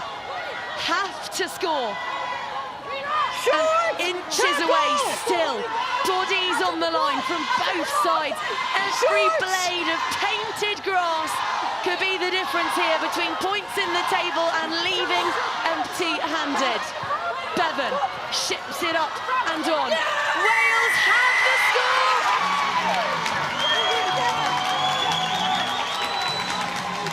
A huge moment from the returning Gwenhwian Purse with a towering, ballistic carry over the whitewash at the Hive. The game's back on. Game's on.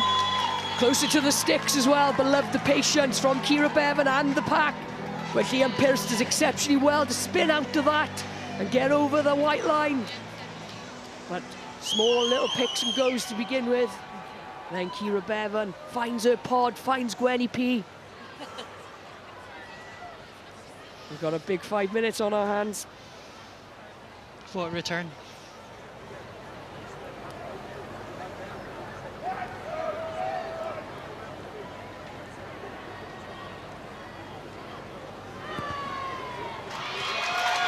Pinpoint from Bevan. The increasingly soggy flags go up.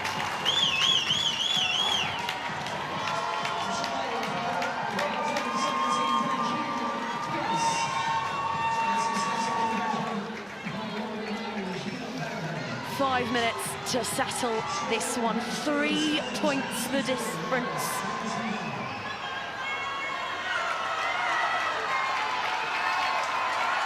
Holly Cunningham's afternoon. Her debut is over.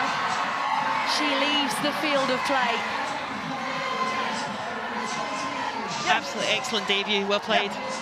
And speaking of debuts, here's another one for Adele Furry, the 27-year-old, who Fraser Brown, Scotland forward coach, said in the week is so important in her very presence here. It's a powerful message. If you perform, there is a genuine route into international rugby. They are finding these talents and they're giving them opportunities. What a moment. Yeah, teammate with Alex Stewart at Edinburgh and at Corstorphine Cougars. 9 appearances for Edinburgh, and a stalwart for Corstorphine Cougars. Started at university and has come through the ranks of Howe of Fife, Aberdeen University in Morgan, Howe of Fife, and now Edinburgh, and now at the Hive playing for Scotland. Clear access. Stay back! It's always a close game. It's always a good game. Wales skipper Hannah Jones just yesterday. We've got a grandstand finish ahead of us and an athlete befitting of that, or with yet another carry. This time, no way through, but what might Chloe Rowley find here? She's got Courtney Keat, newly introduced for company. Massinson. And this now Martin.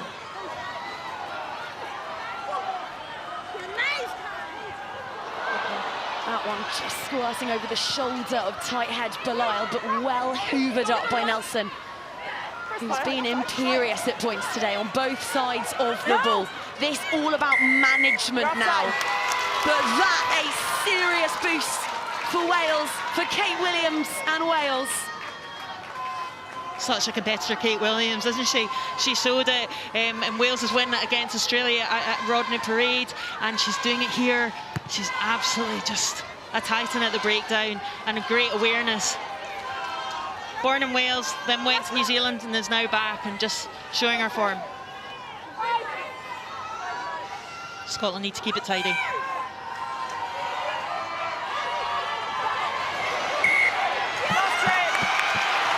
Well, just to remind you all, game management was decisive in this fixture at the Arms Park last year. Sean Jones on debut, the Welsh scrum half, not involved today, but kicking the ball away with seconds remaining on the fixture to allow Scotland to hoof it from the field of play. We need switched on athletes now, both sides do. Hold that gap! Red! Because it was contested, not straight, Scotland get the option of the line out. One of the global law trials being implemented. Scotland tactically taking their time here. Slowing things right down. Adelphi, there she is, the debutante.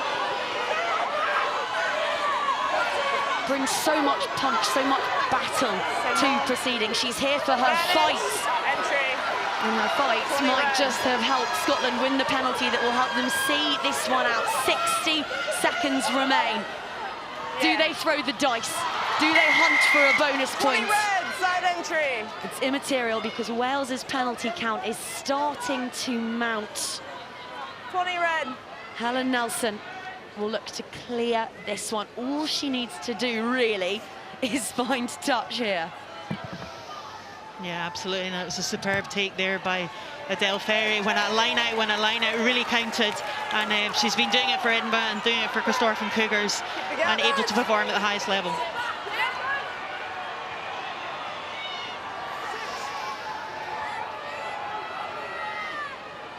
Red, step out.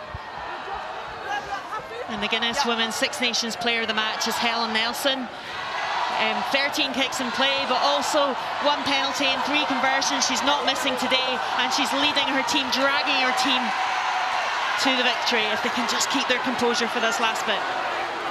Well, the composure has paid off because the clock has gone red, but this is about to be all about the women in blue.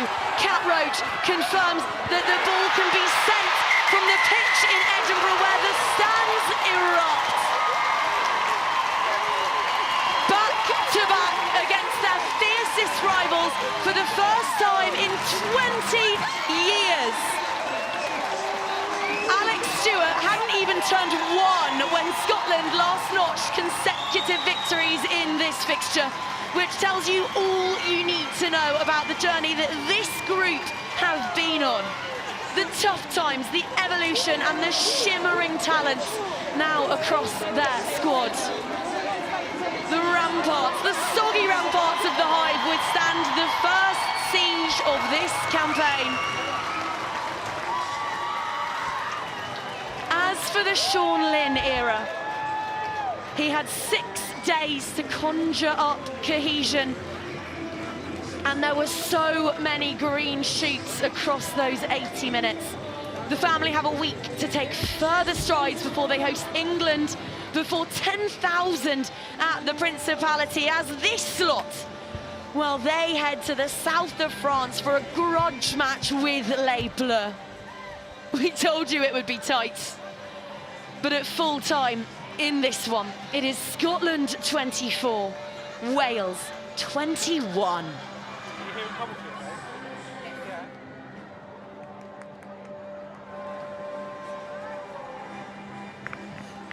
A big win then for the home team at the Hive Stadium as Scotland start their Six Nations campaign with a hard-fought win over Wales. And we said that this match would be close because history told us it would be. Previously 6 of the last 7 settled by 7 points or fewer. So now you can say, well, 7 of the last 8 settled by 7 points or fewer. And you can imagine the deep disappointment for Wales. But it means that it's wins for France and Scotland on this opening Saturday of the Women's Six Nations Championship. The new Sean Lynn era couldn't quite start with victory, could it, for Wales? There's Rachel Malcolm, the Scotland captain, who has led her team to victory here.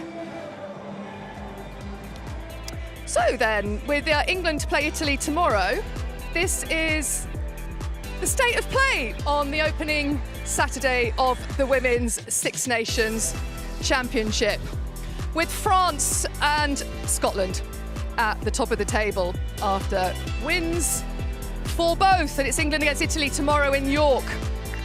You can join us at 2:30. We'll have full coverage of that one.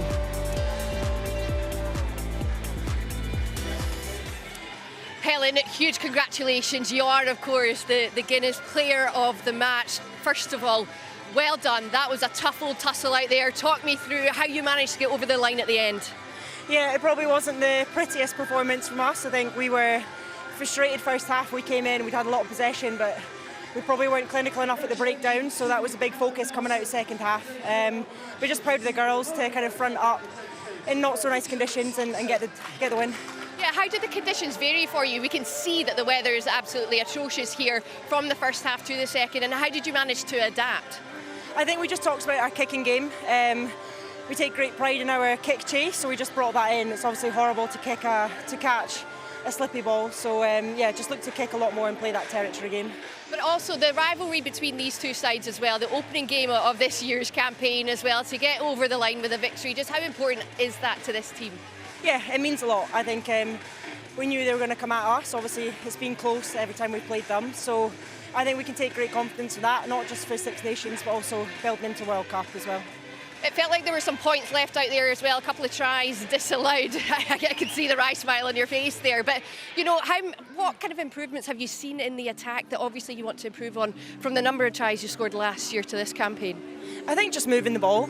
Obviously, it's difficult when it is wet like this, but just moving that point of contact. I thought our new caps today were outstanding, Holly Cunningham and Adele Ferry, you know, in pressure situations, getting that line out, going and big carries as well. They made a big difference. So just looking to get them on ball and get us some go forward. You weren't too bad with the boot as well. Huge congratulations. Thank you very much. Cheers. So Scotland get off to a winning start, Deborah McCormack, and just give me a sense of how impressed you were there by Brian Eason's team, because as they mentioned there, you know, the conditions not great, but they clearly set out to play at the start of that match, didn't they? And we saw them trying to go through phases. Yeah, you can see the intent there, and the weather wasn't playing a good part in that, but I think that's the promising thing building towards this World Cup and the rest of the championship, is having that speed of ball, really pushing themselves with those passes, getting on gain line, which they were trying to do today. It wasn't always paying off, but yeah, it's positive going forward. Emma, how chuffed are you? Oh, that was a tough watch at times, and no, delighted. I think the conditions in second half were probably a tough one to manage, and I think we know Scotland can win games on defence, but I think it was vitally important in this match that we could show what we could do in attack. And yeah, I don't think the weather was on our side for that one, but you've seen the likes of some players really standing out there. Yeah, Sue-Ann, I mean, from a Wales perspective, there was no lack of effort, was there? But I mean, we will talk a little bit later about their sort of discipline, because there was a red card apiece. But just how frustrated would you be? I think, you know, what we got to remember as well is, like we spoke about at the top of the show, Sean has only been in this week. It's a new team, it's a new way they're going to play, it's a new time to build. And I'm just exceptionally proud of the girls. If you look back to just before WXV, they lost by, Scotland scored 40 points against Wales. That's the biggest defeat Wales have had against Scotland. To come within 3 today with just kind of a week as a squad, with Sean, with Dan Murphy, I think we've seen glimpses of some real good stuff there. Look, Deborah, before the game, we talked about Emma Orr, didn't we, and what a difference she could make on her comeback from injury on the score sheet in the second half. She's brilliant, isn't she? Yeah. And I think she really came out of her shell in the second half as well. Maybe that was a bit of confidence from the injury, but we can see here she's just relentless. She chases down the ball. She works really well with, as we said at the beginning, her centre partnership, Lisa Thompson as well. And just a loose ball, and this is almost a carbon copy of one of the clips we showed at the beginning.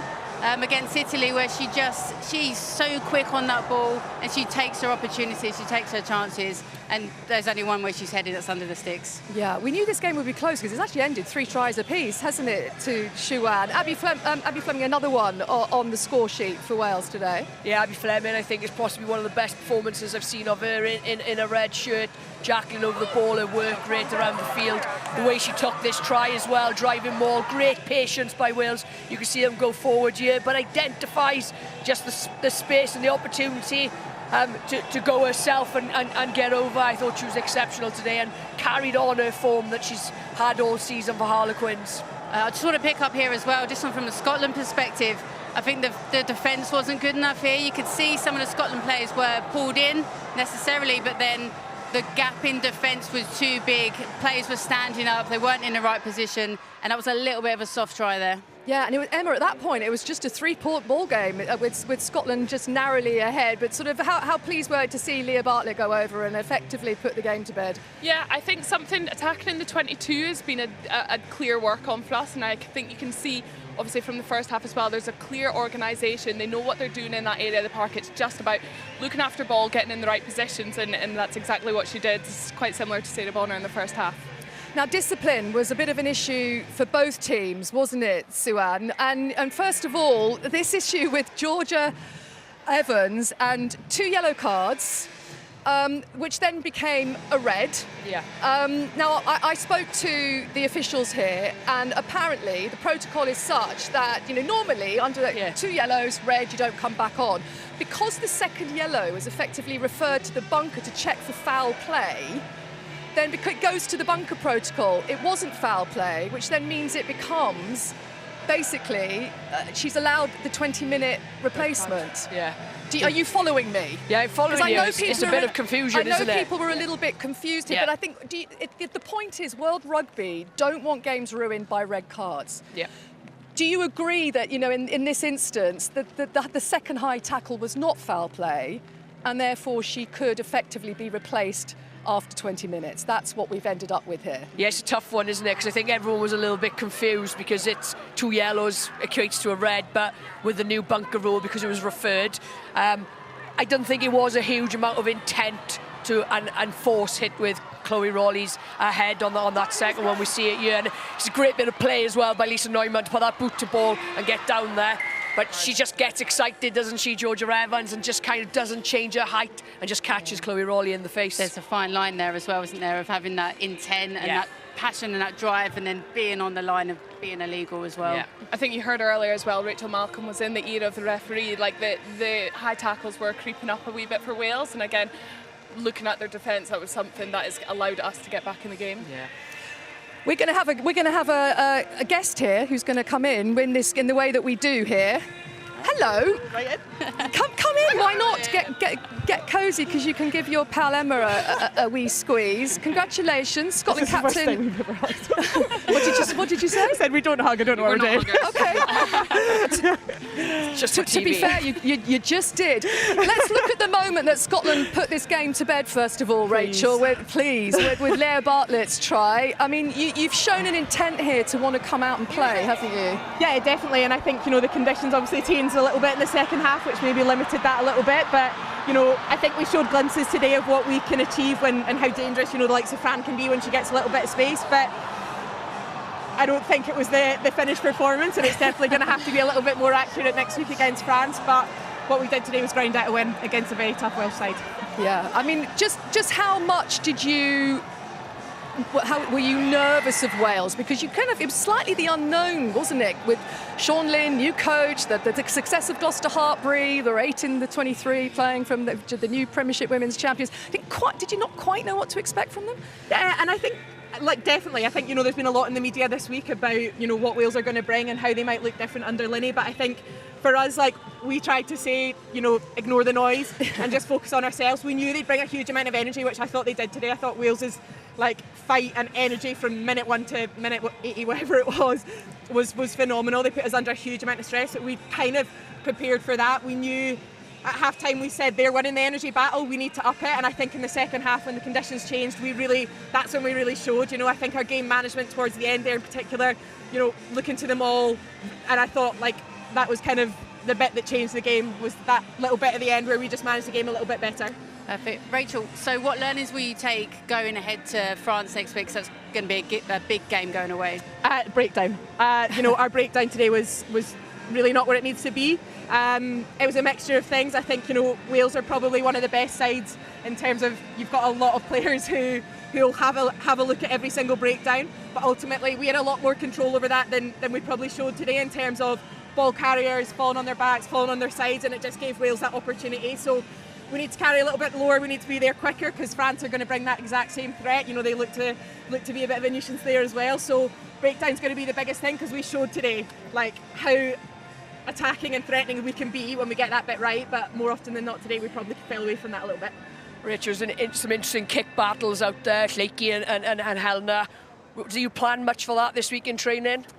So you guys probably kicked slightly more than we planned, if I'm perfectly honest with you. So, you know, we really wanted to kick quite a lot, and I think, you know, Clakey's obviously a phenomenal kicker. We were probably trying to avoid her, but that didn't go to plan today. So we got into probably more kicking battles than we would have liked, and then obviously with the weather turning, a few more knock-ons, and I thought the scrum from the Welsh side today put us under a huge amount of pressure, so that almost kind of went against us. It definitely was our plan going into the game. Whether we probably should have adapted a little bit when the conditions changed and things like that, then I don't know. But I thought, you know, both teams kicked pretty well. You guys probably got the better of us at times on that front. So again, lots of little bits that we're going to have to fix up going into next week. But yeah, super proud. It's a pleasure to see you. I'm particularly loving the blue nails. I think those are fabulous. Well done. What does it say? What does it say on your back? Was. Oh, she's got your name on her tape. We don't have that. We do that. That's cute. Win for Scotland, but it wasn't a win under the new Wales coach, Sean Lynn. We can hear from him now with Jenny. Sean, commiserations. Obviously the result didn't go your way, but I'm sure there's a lot to take from that match. What positives do you draw? Yeah, look, the positives from that game was just the passion, the energy, everything about the girls. I asked for it, and they delivered on that front. The big message which I said to the girls was belief, and have that belief. And even the proudest part for me there was we still had that belief. We were still in the game when they went 12 points up, and Georgia got in the bin and then went into a red. Look, I'm super proud of this group, and only being with the group for 1 week, there's some real big steps we can be taking forward with it. In terms of the rugby as well, if you wanted to improve things, what would you pick? There was over 30 missed tackles. Is that an element that you want to tighten up next week, or have to against someone like England? Yeah, we're going to have to, definitely, you know, and full credit to Scotland. I thought first half they kept the ball really well. They were making some line breaks, and you are right, you know. That is something that we really need to be looking at moving forward if we want to be competitors up in that top of the table in the Six Nations, but especially moving into the World Cup. Our defence, the tackling side of it is something we're going to be looking at. Well, thanks very much for your time. Commiserations today, but good luck next week. Great to see you. Lovely, thank you. Well, Sean Lynn referencing the Women's Rugby World Cup, which of course is being hosted in England in August and September. Those are the Pool B fixtures, where these two, Scotland and Wales, meet again on the 23rd of August in Salford. So, Sue-Ann, what will Wales have taken from that in terms of looking ahead to that fixture? I'll take a lot from it. And like as Sean just mentioned, there's a lot of defensive stuff that needs to be tightened up on tackle tech. To miss 30 tackles in a game, you can't miss that many tackles and win. But I think it's just hugely promising. You know, he's got 5 months with the squad before that opportunity.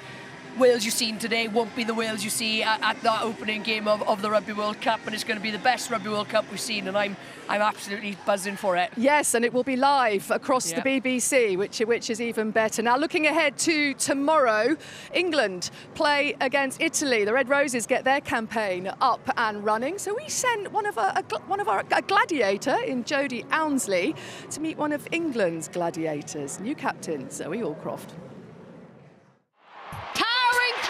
England score their second.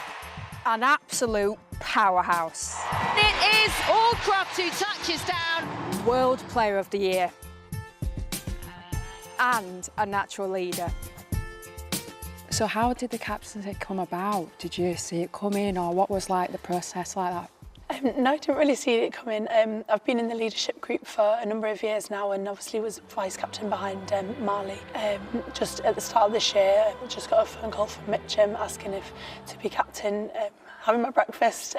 So yeah, that's how it came about, and obviously was just super proud, and just like, first of all, my heart was beating so fast, but then just kind of thought about how I wanted to go about how I want to lead. I mean, what better way to find out over your breakfast? Scrambled eggs on toast, yeah.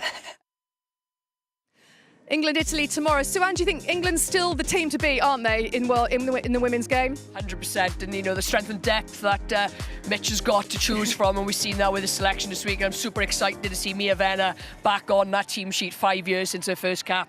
Yeah, John Mitchell, of course, you're referring to. Yeah, we'll have full coverage tomorrow of England against Italy as the Red Roses get their campaign up and running. Thank you very much, the three of you. Sorry about the weather, but there we go. Good luck with very Scottish. Good luck with your recovery, Emma. That's Emma Wassell, Sue-Ann Lillycrab and Deborah McCormack. Yes, as I mentioned, it's England against Italy tomorrow. It was wins today, of course, for France and Scotland, but the Red Roses will be getting their campaign up and running against Italy in York as the red-hot favourites for the Women's Rugby World Cup start their campaign to win a 7th Six Nations title in a row. Who's going to stop them? I wonder who. Probably not. We'll see you tomorrow. Bye for now. There might be a World Cup glinting on the horizon, but right now all that matters are the 5 enthralling weekends ahead. Scotland versus Wales at the Hive. Here we go. Harris Phillips will light the touch paper on Wales's campaign. So narrow, Scotland, but there's the score. Look at Fran McGee just glide to make that tackle. And now Emma Orr will react quicker than anyone. Scotland go again and will have their try. Back to back against their fiercest rivals for the first time in 20 years.